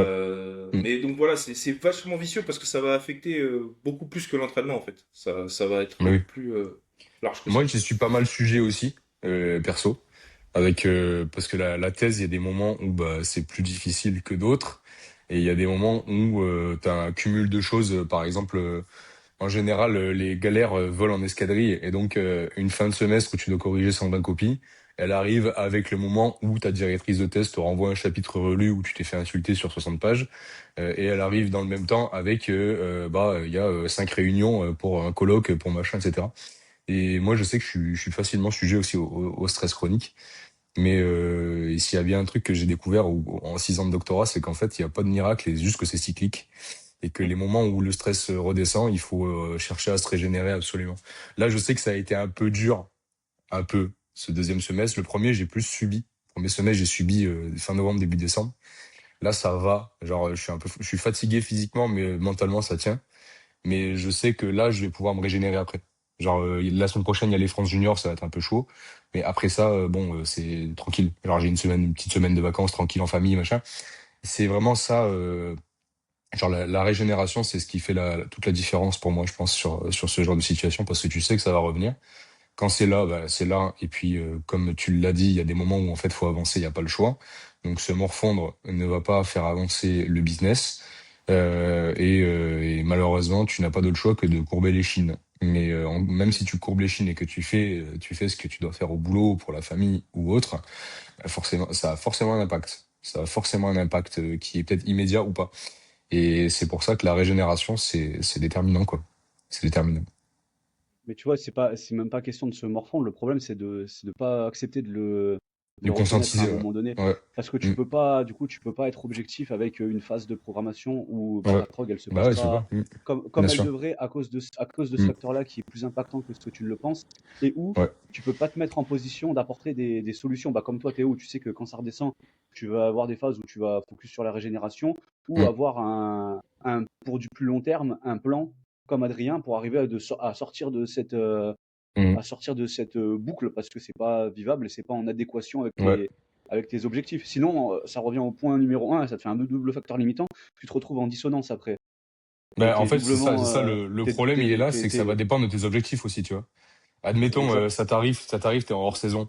Bon, on s'en bat les couilles, hein, pour parler simplement, tu vois, bah, tu fais ce que tu peux, tu vas t'entraîner parce qu'au final, s'entraîner, quand même, c'est sympa, ça fait du bien. Si tu mets pas 5 kilos de plus par séance, bah, tu les mets pas et tu la joues safe.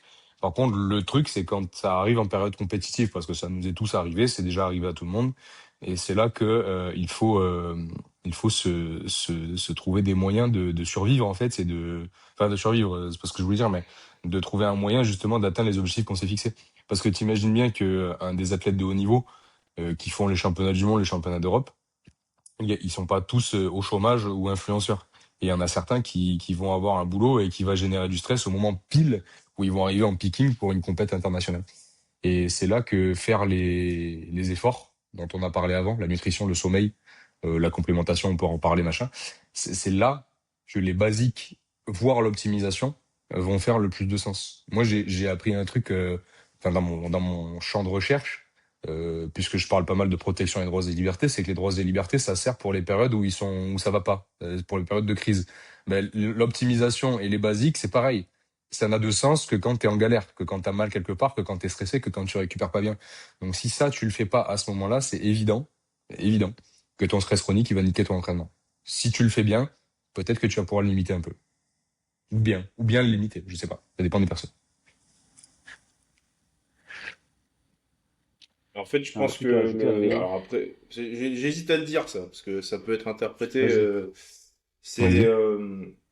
Ce que je reviens sur le fait d'en être conscient, c'est-à-dire, moi pendant longtemps, j'ai appuyé sur la pédale malgré tout, et j'en ai Ouais. payé les frais à un moment donné, et même maintenant, en fait, hein, de façon très transparente, je sais que je suis pas encore sorti du truc, parce que. euh, Par exemple, si j'ai des périodes complètement off, je vois que ça me fait un bien fou. Ouais. Quand je remets le pied à l'étrier, entre guillemets, quand je reviens, c'est très difficile, tu vois. C'est vraiment, Hmm. je suis là, putain, comment, ça me casse les couilles. Je sens vraiment que ça me casse les couilles. Ouais. Mais ça, si je l'avais fait plus tôt, si j'avais conscientisé ça plus tôt, j'avais accepté, en fait, de pas être, entre guillemets, invincible, bah, j'aurais pu mettre en Hmm. place des trucs en avance de phase.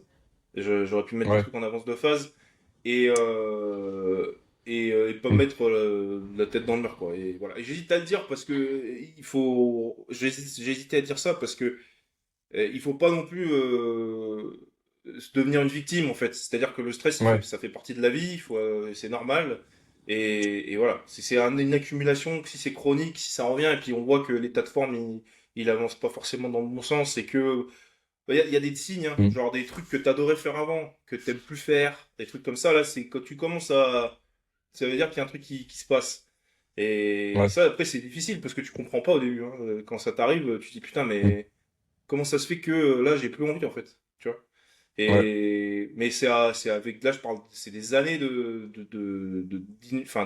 De ignoré le recul, truc, ouais. en fait. Hmm. Ouais, Ouais, bien sûr. voilà. Ça me fait penser à un point que j'avais pas noté, mais c'est aussi potentiellement un facteur limitant, c'est d'être sans arrêt dans une posture au sens plus large, tu vois, dans une posture de victime dès qu'il t'arrive quelque chose, tu vois. Mm. C'est dès que l'entraînement se passe pas bien, dès que tu as un facteur externe qui est pas sous contrôle, plutôt que d'essayer de prendre les choses en main, tu vois, t'as des profils qui vont avoir tendance à tout de suite Ouais. se Hmm. victimiser et oh mon Dieu, qu'est-ce qui m'arrive? Tu sais, je suis là, je sais pas quoi faire.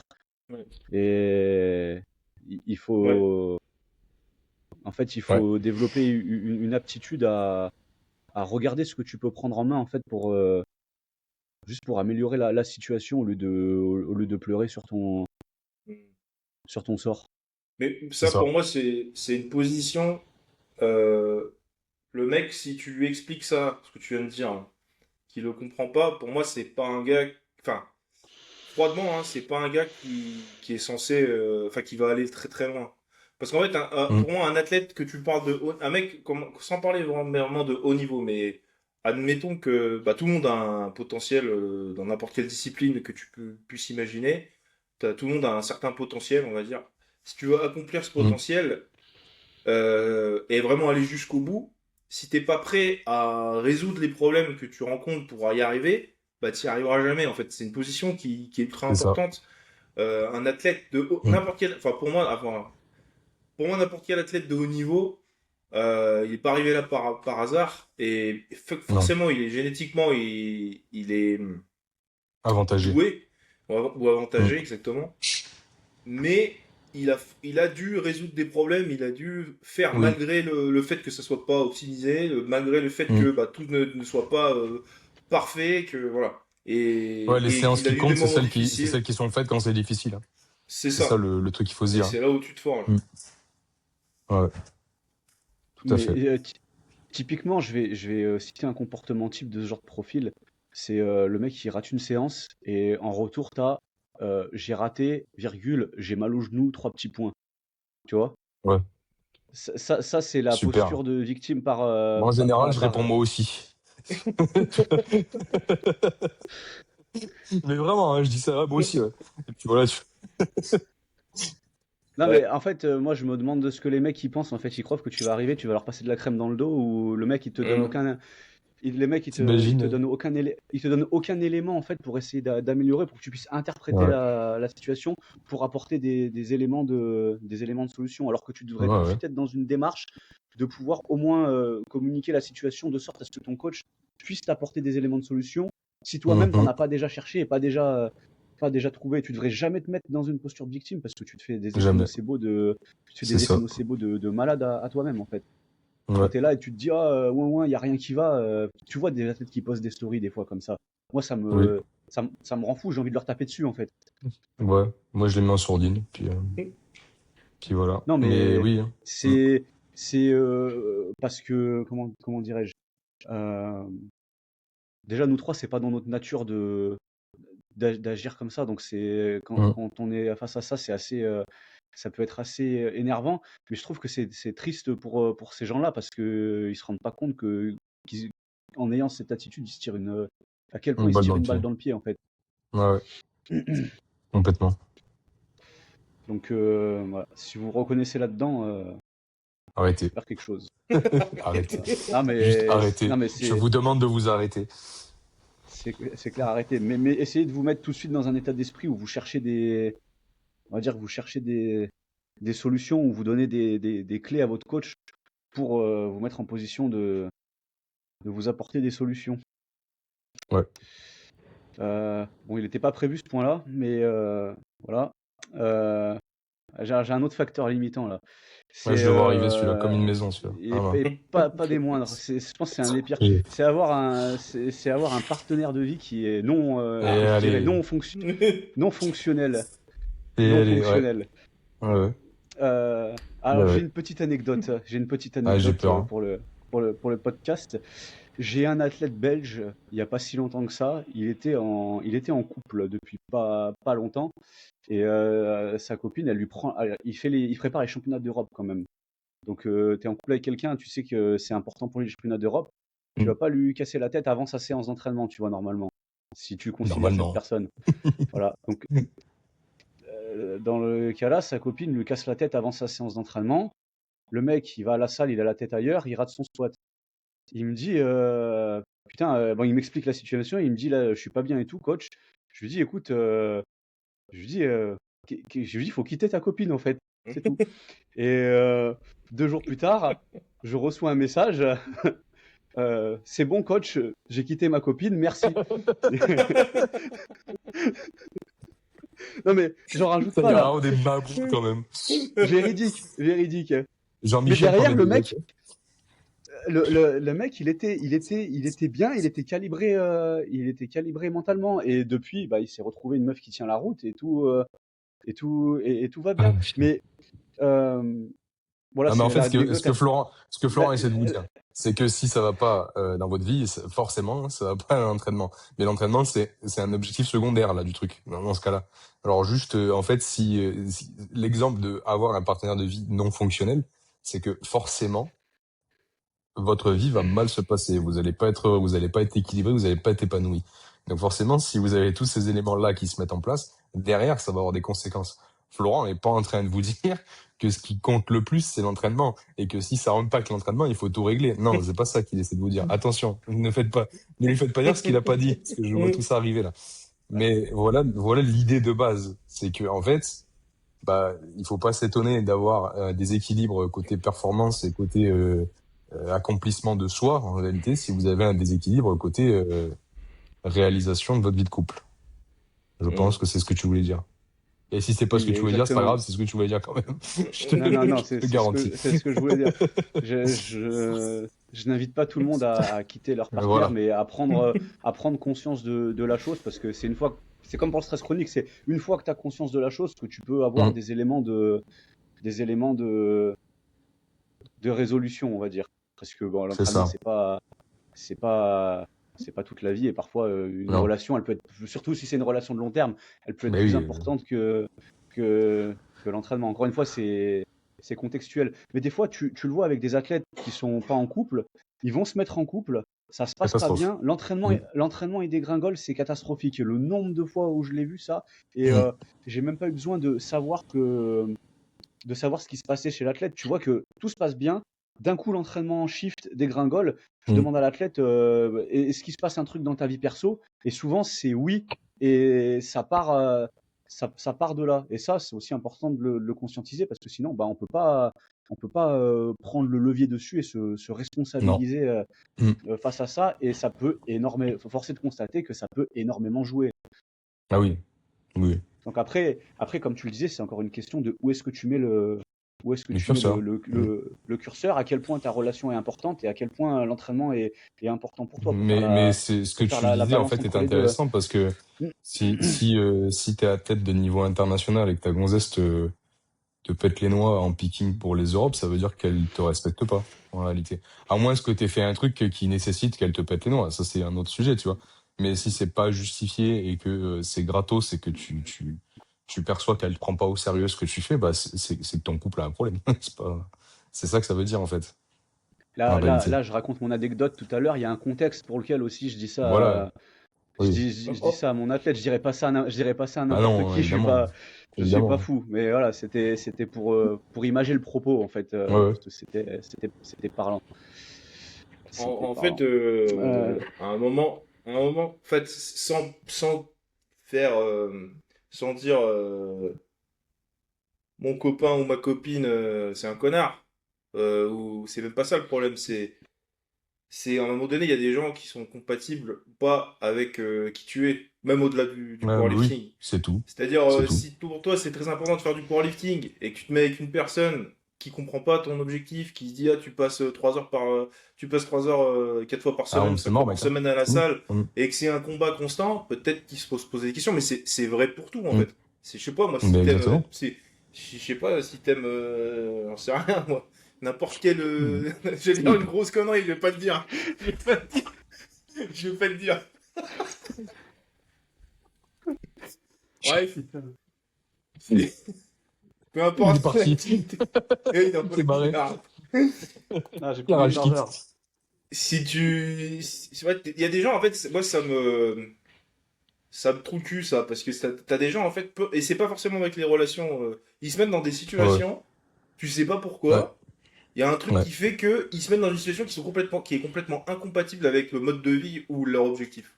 Et après ils disent ah je comprends pas, et ça va là-dedans, enfin pour moi ça rentre là-dedans. Mais voilà, Hmm. je pense que l'idée c'est pas de dire telle ou telle personne sont mauvaises Non, voilà, non. c'est de dire moi je suis comme ça, Faut avoir si le critère, recul sur ce que tu veux, sur ce que voilà, tu es c'est capable ça. de vouloir. Et être objectif. Alors après quand t'es amoureux, bon, quand tu Ouais, penses pas trop avec ta tête, des fois c'est pas facile quand t'es voilà. non mais je pense qu'il y a un problème, c'est ça aussi, c'est qu'à un moment donné les mecs bon t'es un gonze, vous voyez ce Ouais. que je veux dire. Tu vois? Ouais, Euh, ouais. Ouais. Ça, avec l'âge, tu prends du recul, mais bref. Non, c'est pas Voilà. vrai. C'est pas vrai. C'est faux. Mais alors, un autre truc, puisqu'on en a parlé des partenaires de vie, moi, je partage donc ma vie avec une athlète de powerlifting. Donc, aux gens qui sont en couple avec des powerlifters également, je vous mets en garde sur les séances en couple. Parce que moi, je sais que si je vois ma femme faire une dinguerie à l'entraînement, ou qu'elle commence à péter un câble en plein milieu de sa séance, ça impacte ma séance à moi. Donc, essayez de garder la tête froide quand ça vous arrive. Et ben, les séances importantes, peut-être que si vous avez besoin de beaucoup de concentration et d'être vraiment au calme et que voilà, ben moi je sais que des séances importantes, je les fais pas avec elle, même quand on est ensemble. Donc voilà, c'est sympa de s'entraîner en couple, c'est super, on se tire vers le haut, machin, pas de problème. Mais il y a des fois où les dynamiques des gens sont pas les mêmes. Vous voyez? Genre, toi, t'es dans une dynamique positive, ta meuf est dans une dynamique négative. Bah, tu vois enfin, tu sais que son entraînement, il va être difficile et que ça va te pomper de l'énergie. Bah, peut-être qu'il faut faire attention à ça. Et inversement, si t'es tous les deux dans une spirale négative, moi, c'était le cas l'année dernière avec Rafi. Moi, je faisais une prépa de merde. Elle sortait des Europes où elle avait fait une compète de merde. Bah, l'ambiance était pas forcément, c'était pas la fiesta, quoi, tu vois, la salle. Et du coup, bah, ça ne nous tirait pas forcément vers le haut de nous entraîner ensemble. Donc ça, il faut aussi le garder à l'esprit. Et je le vois des fois sur des retours de mes athlètes. Genre, si tu t'entraînes avec tous tes partenaires d'entraînement et ta meuf, ben, il va y avoir une ambiance qui va être propice à machin. Si tu t'entraînes que avec ta meuf, peut-être que c'est pas l'ambiance la plus guerrière qui soit si tu es sur une séance lourde ou une fin de bloc. Donc ça aussi, bah, c'est important de passer du temps avec son partenaire. Je ne suis pas en train de dire le contraire, enfin bref. Mais il y a des fois où il faut avoir le recul suffisant pour faire ce genre de choix. Parce que là, pour le coup, ça peut devenir un facteur limitant. Ça peut devenir un facteur limitant. Moi, je sais que si je vois ma femme rater un top 7 et que je sais qu'il y a beaucoup d'investissements derrière la séance, machin, etc., ben forcément, ça va me casser le moral. Et que ben, je sais que ma séance, pour le coup, elle va être conditionnée à ce qu'elle fait, elle. Mais après, je dis ça, mais c'est humain, hein, c'est pas négatif.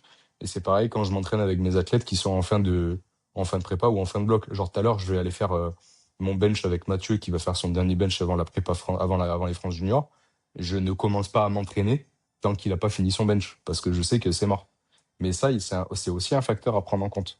L'investissement émotionnel dans la progression des gens avec qui vous vous entraînez, quand c'est votre meuf ou votre mec, bah, ça peut être dur. Genre, je sais que Rafi, moi, quand elle m'a vu buller l'an dernier à Vitrolles en live, quoi, derrière son ordi, bah, ça l'a flingué et du coup, ça a impacté sa séance. Elle a fait une séance de merde après, et etc., etc. Donc, ça, c'est hyper important aussi. Mais c'est bien parce que toi, tu te connais. Et Voilà. putain, j'ai brisé. Merde. On t'a plus, Florent. Ouais. Il est décédé.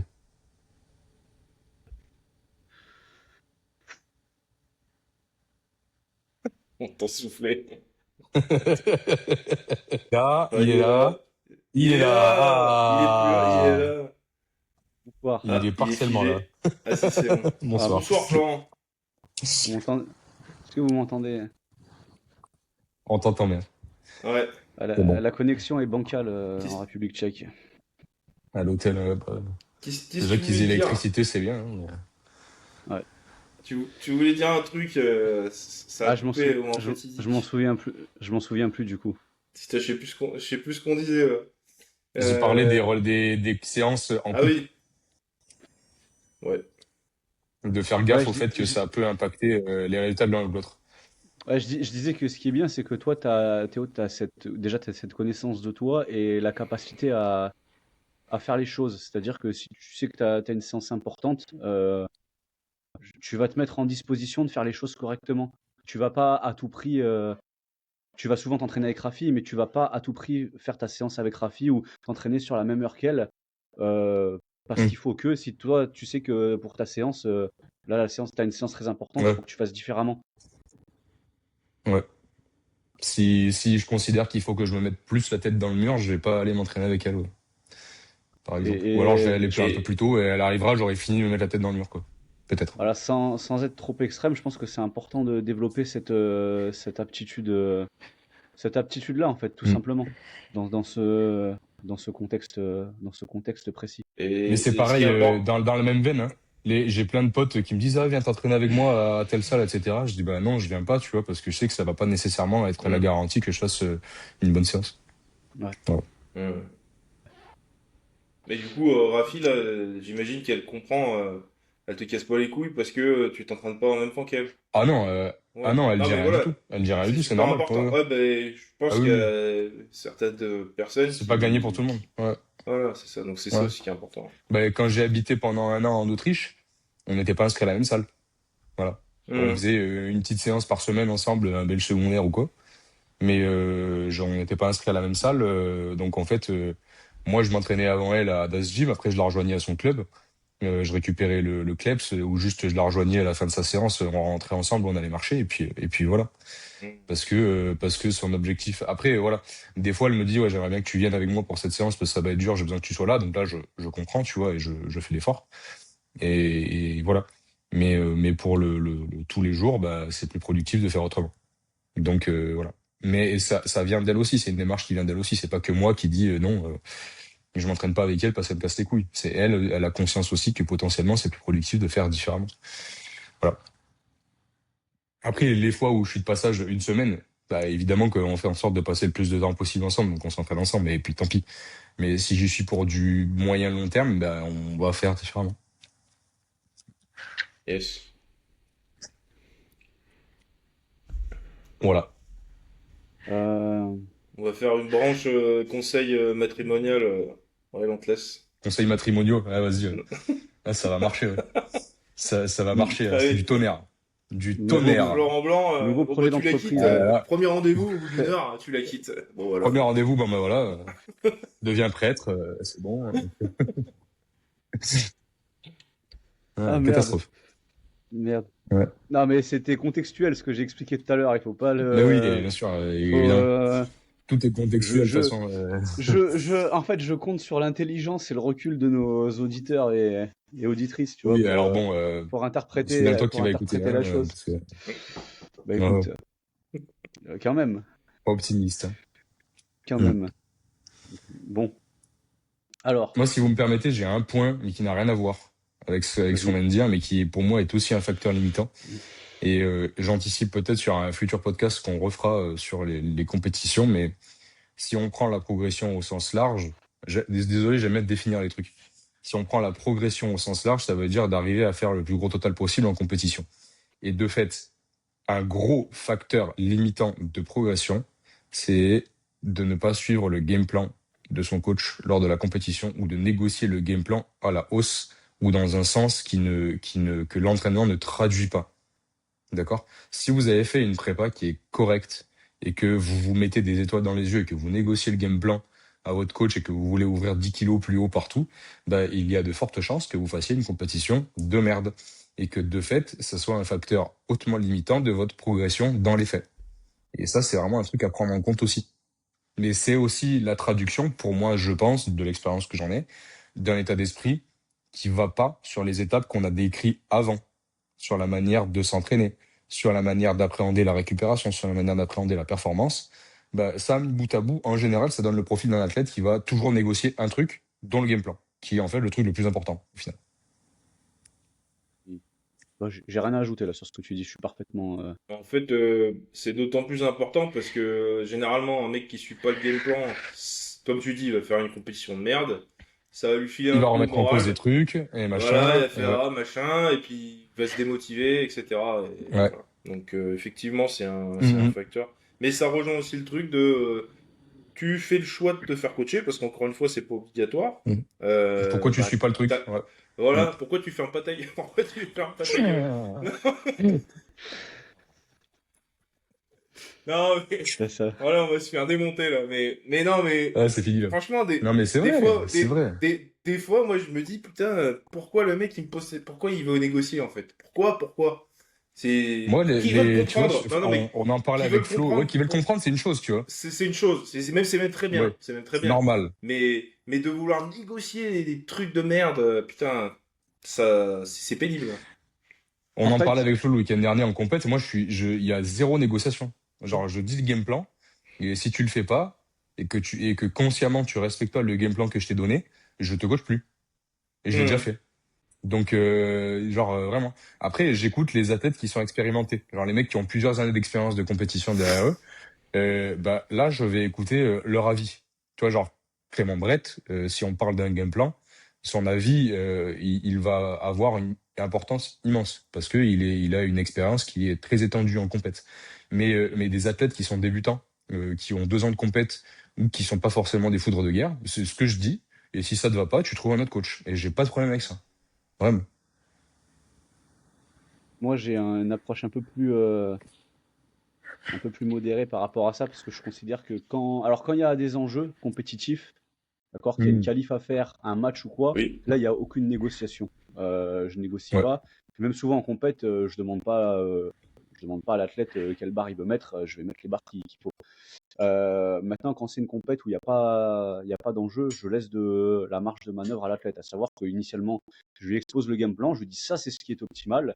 Maintenant, si tu veux faire différemment, on fait différemment parce que ça reste ta compétition. Mais force est de constater que Mm. systématiquement, quand l'athlète veut revoir le game plan, ce qui souvent est fait, c'est que le game plan est revu à la hausse. Eh ben, Mm. ça se passe pas parfaitement, mais c'est systématique. Voilà. C'est 99,9% du temps. Mm. Alors que quand le game plan n'est Exactement. pas discuté, eh ben, à l'inverse, à 99,9% du temps, à part un souci d'exécution, tu vois, sur le moment M ou Ouais. une couille avec l'arbitrage, ça se passe parfaitement. Voilà, c'est tout ce que, Mm. c'est tout ce que j'ai à dire. En Ouais. fait, il Et ouais. y a une différence entre là, ce que tu dis, pour moi, c'est pas vraiment de la négociation, c'est peut-être une différence Enfin, en fait, je pense que pour moi, quand je parle de négociation, c'est des mecs qui demandent des trucs qui sont complètement incohérents avec les performances Mm. qu'il y a pu avoir pendant le picking ou pendant la préparation. Ouais. Et des mecs qui se disent, ah, avec le taper, je vais gagner, je vais faire plus 30, tu vois, enfin, une connerie comme ça, tu vois. Ouais. C'est Mais surtout alors, ça. moi, tu vois, j'avais la même approche que toi, Flo, avant d'accepter de discuter. Quand le mec me disait, non, mais c'est pas grave, si je fais pas 9 sur 9, j'ai envie de pousser, etc. Sauf qu'en fait, c'est toujours grave. Genre, le mec, il te dit avant la compète, c'est pas grave, j'ai envie de me challenger. Et une fois qu'il a raté une troisième barre et une deuxième et machin, ben, en paix, il chiale et il remet en cause le Mm. plan et il faut changer ça et machin, etc. Donc maintenant, j'anticipe. Le game plan, c'est le game plan. T'es pas content, c'est pareil. Et en Mm. général, quand ça se passe bien, les gens sont contents. Tu fais 9 sur 9, t'as fait des PR, t'as fait une bonne compétition, t'as réalisé mieux qu'à l'entraînement, qui c'est qui va dire quoi que ce soit, tu vois. C'est ça aussi. En général, les gens, encore une Après, fois, il y a beaucoup mm. de différence entre ce qu'ils disent avant la compète et après la compète, comment ils vont réagir. Moi, ce genre de profil-là, surtout quand c'est un mec que j'ai depuis pas très longtemps, ou c'est peut-être la première compète, en général, quand il commence à négocier, je lui dis, écoute, moi, je pense que là, tu vas te planter. Je te Ouais. préviens. Si tu fais ok, on fait comme tu veux, on va voir ce que ça donne, mais si tu te plantes, on refait Mm. plus jamais comme tu veux, en fait. C'est Ouais, voilà. généralement ce que je leur dis. Bon, Mm. après, c'est nuancé parce que dans les faits, comme disait Florent, des fois, tu peux toujours jouer. Peut-être le mec, s'il a vraiment envie de tester une barre. Enfin, mais voilà, j'annonce la couleur en avance de phase. Parce que pour éviter justement ce problème-là de je remets en question la Ouais, voilà. prog, je remets machin, alors que bon. Moi, j'accepte de négocier au deadlift, tu vois. Le Ouais. deadlift, j'accepte, Oui. tu vois, Clay, la dernière fois, on a mis plus que ce qui était prévu, parce que ça s'y prêtait, et qu'on avait fait les bons choix sur les barres d'avant, et donc ça rentrait. Pareil, Gunnar, le week-end dernier, il voulait mettre plus lourd au squat, plus lourd au bench, et j'ai dit non, c'est hors de question, tu vas fail. Et par contre, bah, j'ai accepté de mettre 5 ou 7, je sais plus, de plus au deadlift, et ça a payé. Le problème, c'est ça. Après, c'est la réaction de la tête après la compète si ça s'est pas passé comme il l'imaginait. Et c'est ça la difficulté en fait de la négociation. Voilà. Mais c'est un gros facteur limitant pour le coup parce que encore une fois, ce qu'on a dit tout à l'heure, le facteur limitant négatif, c'est celui qui vient de l'athlète et que l'athlète peut changer. Et si t'es delusional par rapport à ton game plan et que ça plante ta dynamique, bah c'est pour ta gueule quoi. Voilà, Ouais, c'est tout. tout à fait, tout à fait. Euh, Alors, ça, on en a à moitié parlé. Mais il y a un autre facteur limitant. Enfin, on en a un peu parlé, mais le manque de masse musculaire, du coup, on l'a un petit peu abordé Ouais. en début de podcast. Donc, ça, c'est que c'est un gros facteur limitant, mais pour plusieurs, il y a plusieurs profils à ce compte-là. Donc, il y a le mec qui veut juste pas accepter de se retrouver entre deux catégories et de construire de la masse musculaire, comme on l'a cité tout à l'heure, ou qui prend pas au Mm. sérieux sa nutrition. Donc, ça, c'est deux choses. Et il y a le Ouais. mec les mecs qui négligent un peu leurs exercices accessoires et qui vont un Mm. peu trop s'écouter au lieu de, on va dire, Pousser. de surcharger religieusement, comme j'aime le dire. Ouais. Après, j'ai une approche assez, entre guillemets, nazie là-dessus, à proprement parler.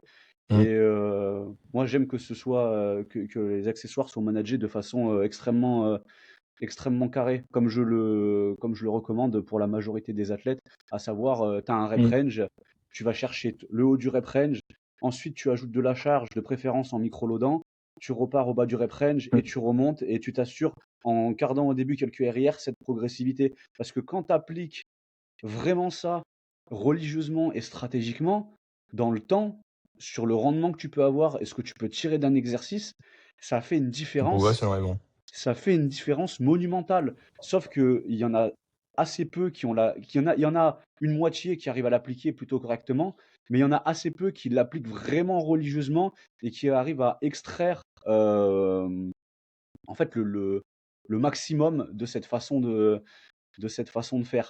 Et Ouais, à l'autre extrême du spectre, tu as tous les athlètes qui ont leurs accessoires qui sont coachés sur un RPE et qui vont arriver fatigués après leur SBD et qui vont s'écouter en fait.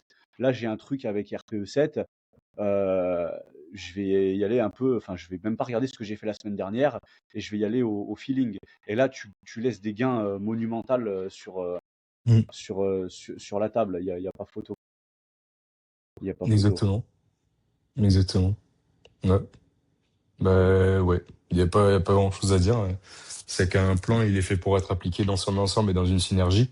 Et que si tu laisses 60% du plan, parce qu'en général, si tu es à peu près programmé correctement, on va dire que tu as peut-être 40% d'exercice de force, 60% d'assist. Allez, on est bonnard, tu vois, en prenant en compte les tirages, les trucs de haut du corps. Bah, si tu laisses 60% de ton plan sur la route, forcément, tu vas moins progresser. C'est pas compliqué. C'est pas compliqué à voir. Ouais. Ou on récupère, moi, enfin, je sais pas vous, mais la plupart des athlètes que j'ai récupérés, pour Mm. moi, les exercices accessoires étaient programmés de façon suboptimale. À savoir, tu as une connerie, Oui. genre un 3x12 RPE 7. Donc déjà, il y a un RPE Ouais. pour les raisons que j'ai déjà évoquées dans d'autres podcasts ou d'autres posts. À part, Ça n'a pas à part des d'intérêt. cas spécifiques, c'est pas optimal sur les exercices accessoires. Et t'as même pas de rep range. Donc en termes Mm. d'évolution dessus, c'est très, pour moi, c'est des modèles Ouais. qui sont très Dépassé. limités et ouais, et qui portent pas à Mm. vraiment tirer le maximum Mm. de tes accessoires à gagner tout ce que tu pourrais gagner en masse musculaire sur une saison complète, quoi, et à vraiment progresser Ouais. sur tes accessoires. Parce que si ton élévation latérale, Mm. enfin là je prends cet exercice-là, c'est pas le plus, c'est loin d'être le plus pertinent à prendre en compte, mais si au début de saison, tu fais 10 fois 8 kilos par haltère et qu'à la fin de saison, tu es toujours à utiliser des haltères de 8 kilos, bah mon gars, Ouais. il se passe rien en fait là. Ouais. Bah, tu prends un exercice, tu prends des polyarticulaires, tu vois, j'ai une athlète qui bench autour de 80 kilos depuis que je la coach. En gros, tu vois. Bon, le squat et le deadlift, on a un peu progressé, mais le bench, pas tant. Euh, et en fait, bah, des assists déterminantes, comme les développés haltères, où vu qu'elle a pas trop de masse au haut du corps, j'ai mis des pompes avec élastique, à déficit, etc. Bah, les haltères, c'est toujours les mêmes poids depuis 2 ans, avec toujours les mêmes reps depuis 2 ans. Les pompes, c'est toujours le même nombre de pompes depuis 2 ans. Enfin, j'exagère, elle a pas toujours eu les mêmes, mais voilà.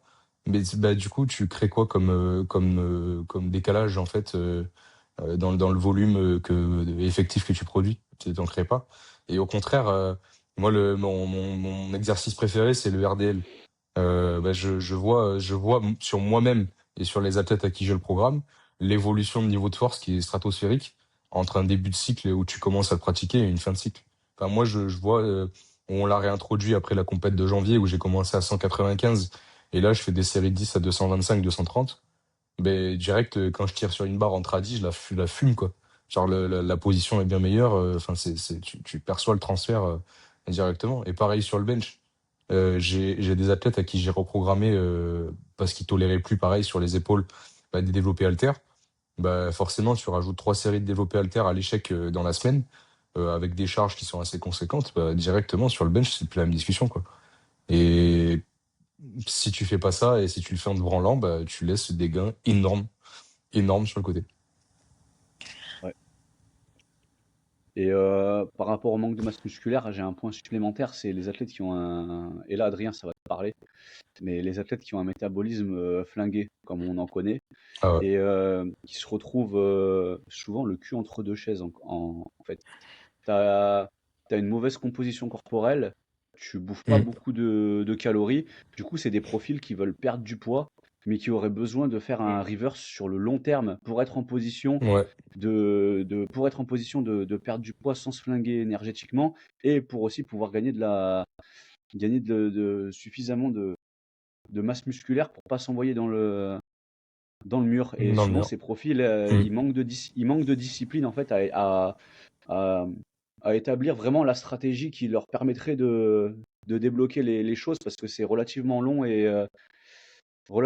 et fastidieux. Fastidieux. Si Mm. Bah, tu veux en dire, je sais oh, pas si tu veux en dire un mot, en fait, Adrien. là, t'as bien résumé le truc et la clé pour moi, c'est le fait de manquer de discipline, d'une part, et aussi le fait, bah, couplé au fait que c'est un truc qui va prendre du temps et le mec, enfin, c'est peut-être générationnel, mais aujourd'hui, quand tu dis à un gars, ben là, en fait, on va commencer par augmenter les calories pour maigrir ensuite, enfin, pour perdre du poids ensuite.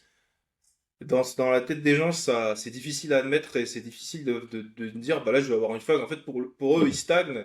Mais si ton métabolisme, il est moisi, c'est en général, il y a peut-être d'autres cas plus compliqués, mais en général, c'est que t'as pas mangé de façon optimale pendant un certain nombre d'années et c'est pas un Ouais. truc qu'on va résoudre en 2 semaines. Et en Mm. fait, je pense qu'il faut être très, très direct et très honnête avec ce genre de personnes parce que, en fait, c'est des gens, s'ils passent pas par le reverse à un moment donné, ils vont jamais réussir à atteindre leurs objectifs.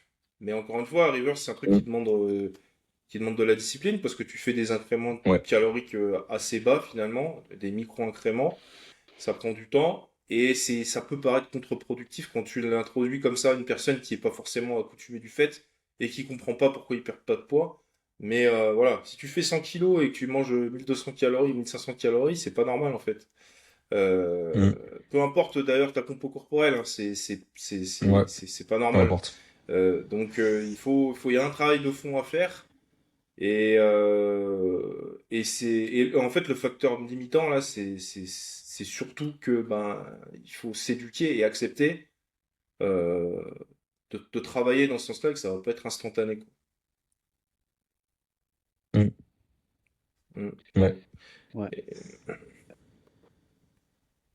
Non, mais après, c'est bien résumé. j'ai pas, j'ai- enfin voilà, ouais, c'est tout en fait. En fait, il y a beaucoup de, genre, je trouve là, sur tous les facteurs limitants qu'on énumère, la route cause, on va dire, enfin, la cause racine souvent des facteurs limitants, c'est le fait que tu te rends même pas compte que c'est un facteur limitant en fait. Ouais, c'est la conscience ou la non-conscience du truc. Et voilà, c'est ça. Mm. Ou le fait Bah, des fois qu'on va te le dire, mais tu l'acceptes pas. Ouais. Mm. d'où le Oui, fait parce qu'au de final, si la. t'en prends conscience, soit tu l'élimines, soit tu mets un truc en place pour le compenser. Si tu peux pas Hmm, l'éliminer. c'est ça. Hmm. Bah oui, oui, Mm. c'est ça. D'où la pertinence déjà de les dicter au travers de ce podcast pour ceux qui en Hmm. auraient pas conscience, Conscience. qui puissent faire levier Mm. dessus. Euh, Ensuite, moi, ça sera le dernier point que j'ai noté là sur les facteurs limitants et je sais même pas le dire en français, mais c'est genre majoring in the minors. Du genre, tu surréfléchis ou tu te mets à stresser sur des détails Ouais. techniques, que ce soit des détails Ouais. techniques, des routines de réhab ou de récupération. Ça fait quoi ce qu'on a dit au début du podcast, hein, là? Alors que tes bases, Mm. elles sont pas en place. Ça vaut sur les facteurs externes inhérents à l'entraînement, comme pour l'entraînement en lui-même, ça.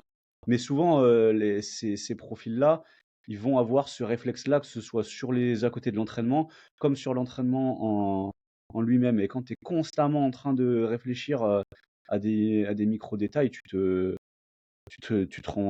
rends pas service et c'est un vrai facteur limitant. Mm. En fait, c'est une question d'énergie, Et là. ouais, moi j'ai C'est-à-dire eu que cette réflexion-là cette semaine, ouais. Ouais. si tu Non, vas-y, Adrien, vas-y. si tu dépenses enfin, voilà, si tu Merde. dépenses ton énergie On dans l'a un truc perdu? qui finalement non, allô, On a allô, perdu bonsoir. Adrien ou on a perdu moi? Je sais pas. Non, moi je t'entends, Moi, je Théo. vous entends tous les deux. Ah, bah, on a perdu Jean-Michel Plastre. Bon, on va attendre. Il est là. Oui, Ah, il y a un décalage monstre là. on t'avait Vas-y, perdu. Recommence, Adrien. C'est bon, vous m'entendez là, 5 sur 5? Oui, c'est bon, vas-y. Ok, bon, ça décale. Je sais plus ce que je disais. Non, Merde. Non. c'est infernal. Je sais pas. Bonsoir. Putain,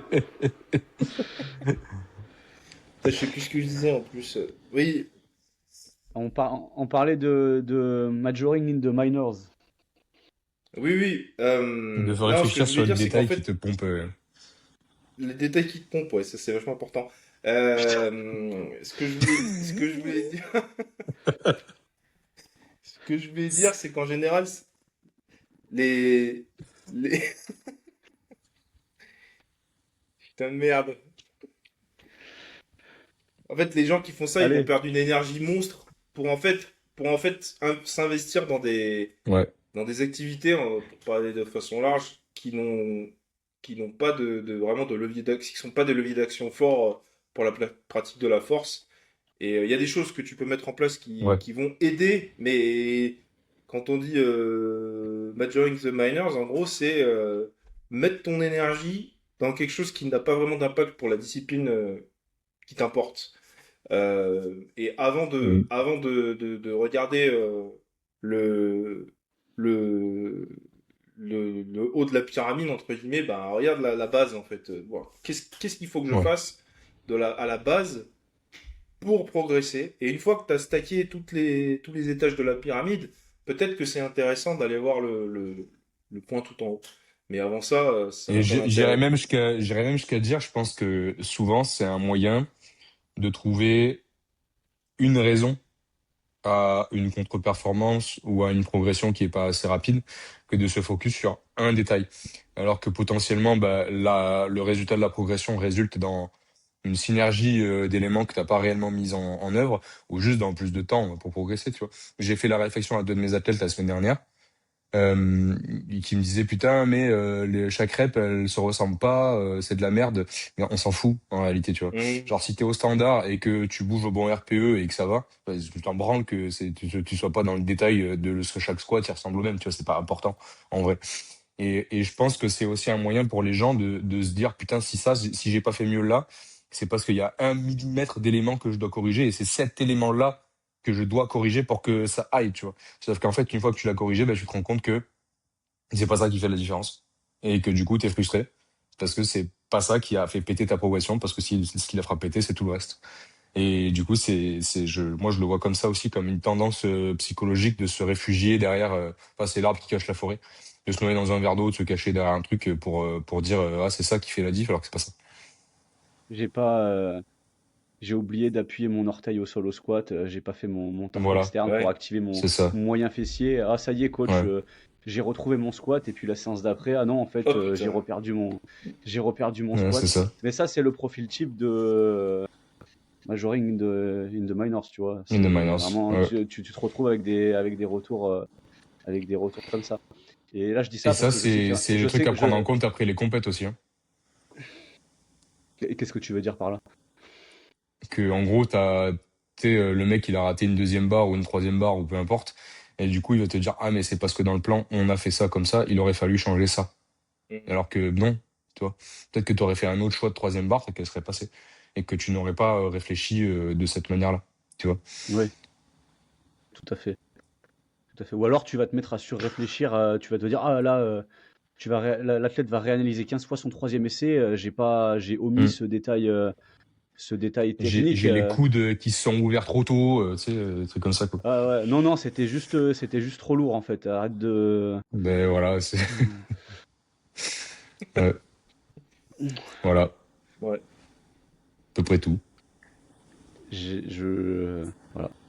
J'ai pas d'éléments supplémentaires si vous en avez à Non partager, c'est non je Ouais, crois je que pense.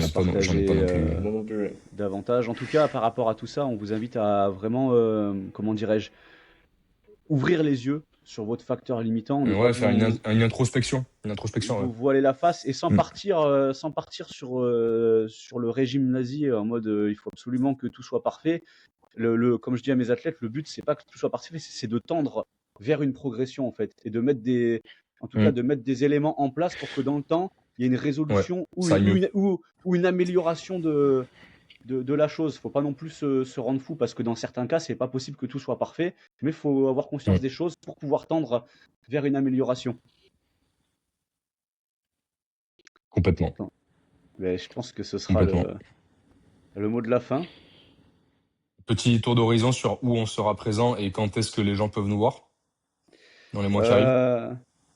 Ben moi, je serai à Vitrolles le 13-14 juin. 13-14 juin. Ouais. Alors, il y a Vitrolles, il y a les France Masters avec Michel Plastre et Laurent et ton athlète de... Anthony Baptiste. Ouais. Et il y a Riance après, début juillet. Et après, il y a Riance et c'est tout. C'est déjà pas mal. Ouais. Et donc on sera. Moi, je suis pas convaincu d'être présent au France Master. Je pense que niveau emploi du temps, c'est un peu compromis. Ah, il y a les France Jeunes aussi. Il y a les France Jeunes. Ah oui, je suis con. La semaine prochaine, je suis au France Jeunes. Effectivement, j'y suis pour Mathieu qui tire le dimanche. Et voilà. Qui est, on le précise, qui est dans le match en moins de 83. Ouais, ça va être bien. Ça va être serré. Je pense que les 5 premières places vont être très serrées. Je pense que Karl Etiamble, s'il écoute ce podcast, je passe un grand bonjour. Il se détache un petit peu parmi les favoris. Et derrière, pas forcément derrière, mais ça va être la bagarre. Les 5 premières places, ça va se jouer de manière très serrée. Et ça va faire des très gros totaux pour des moins de 83 juniors. Voilà. Ouais, ça va être costaud. Et du coup, voilà, il y a Vitrolles où on a pas mal d'athlètes, Riant aussi. Et après, les France Masters où on a trois athlètes. Du coup, toi, Adrien, tu viens à Vitrolles ou t'as prévu de venir à Vitrolles ou à Riance ou pas? À Riance, je vais venir à Riance, ouais. Ok. Très bien. Très bien. Et voilà, ça conclura ce podcast. Comme d'habitude, pour ceux qui apprécient le podcast, repartagez-le sur les réseaux. Ça vous coûte pas grand-chose et nous, ça nous donne un peu de visibilité. C'est toujours ça de prix. Je te vois rigoler, Adrien. Je sais pas ce que tu as en tête. Ouais, non, je vais faire ma gueule. Je pense à des conneries. C'est pas grave. Je sais à quoi tu penses, à mon avis. Bref, merci pour votre écoute et on vous dit à la prochaine. Bonsoir. Allez, bonsoir. Voilà.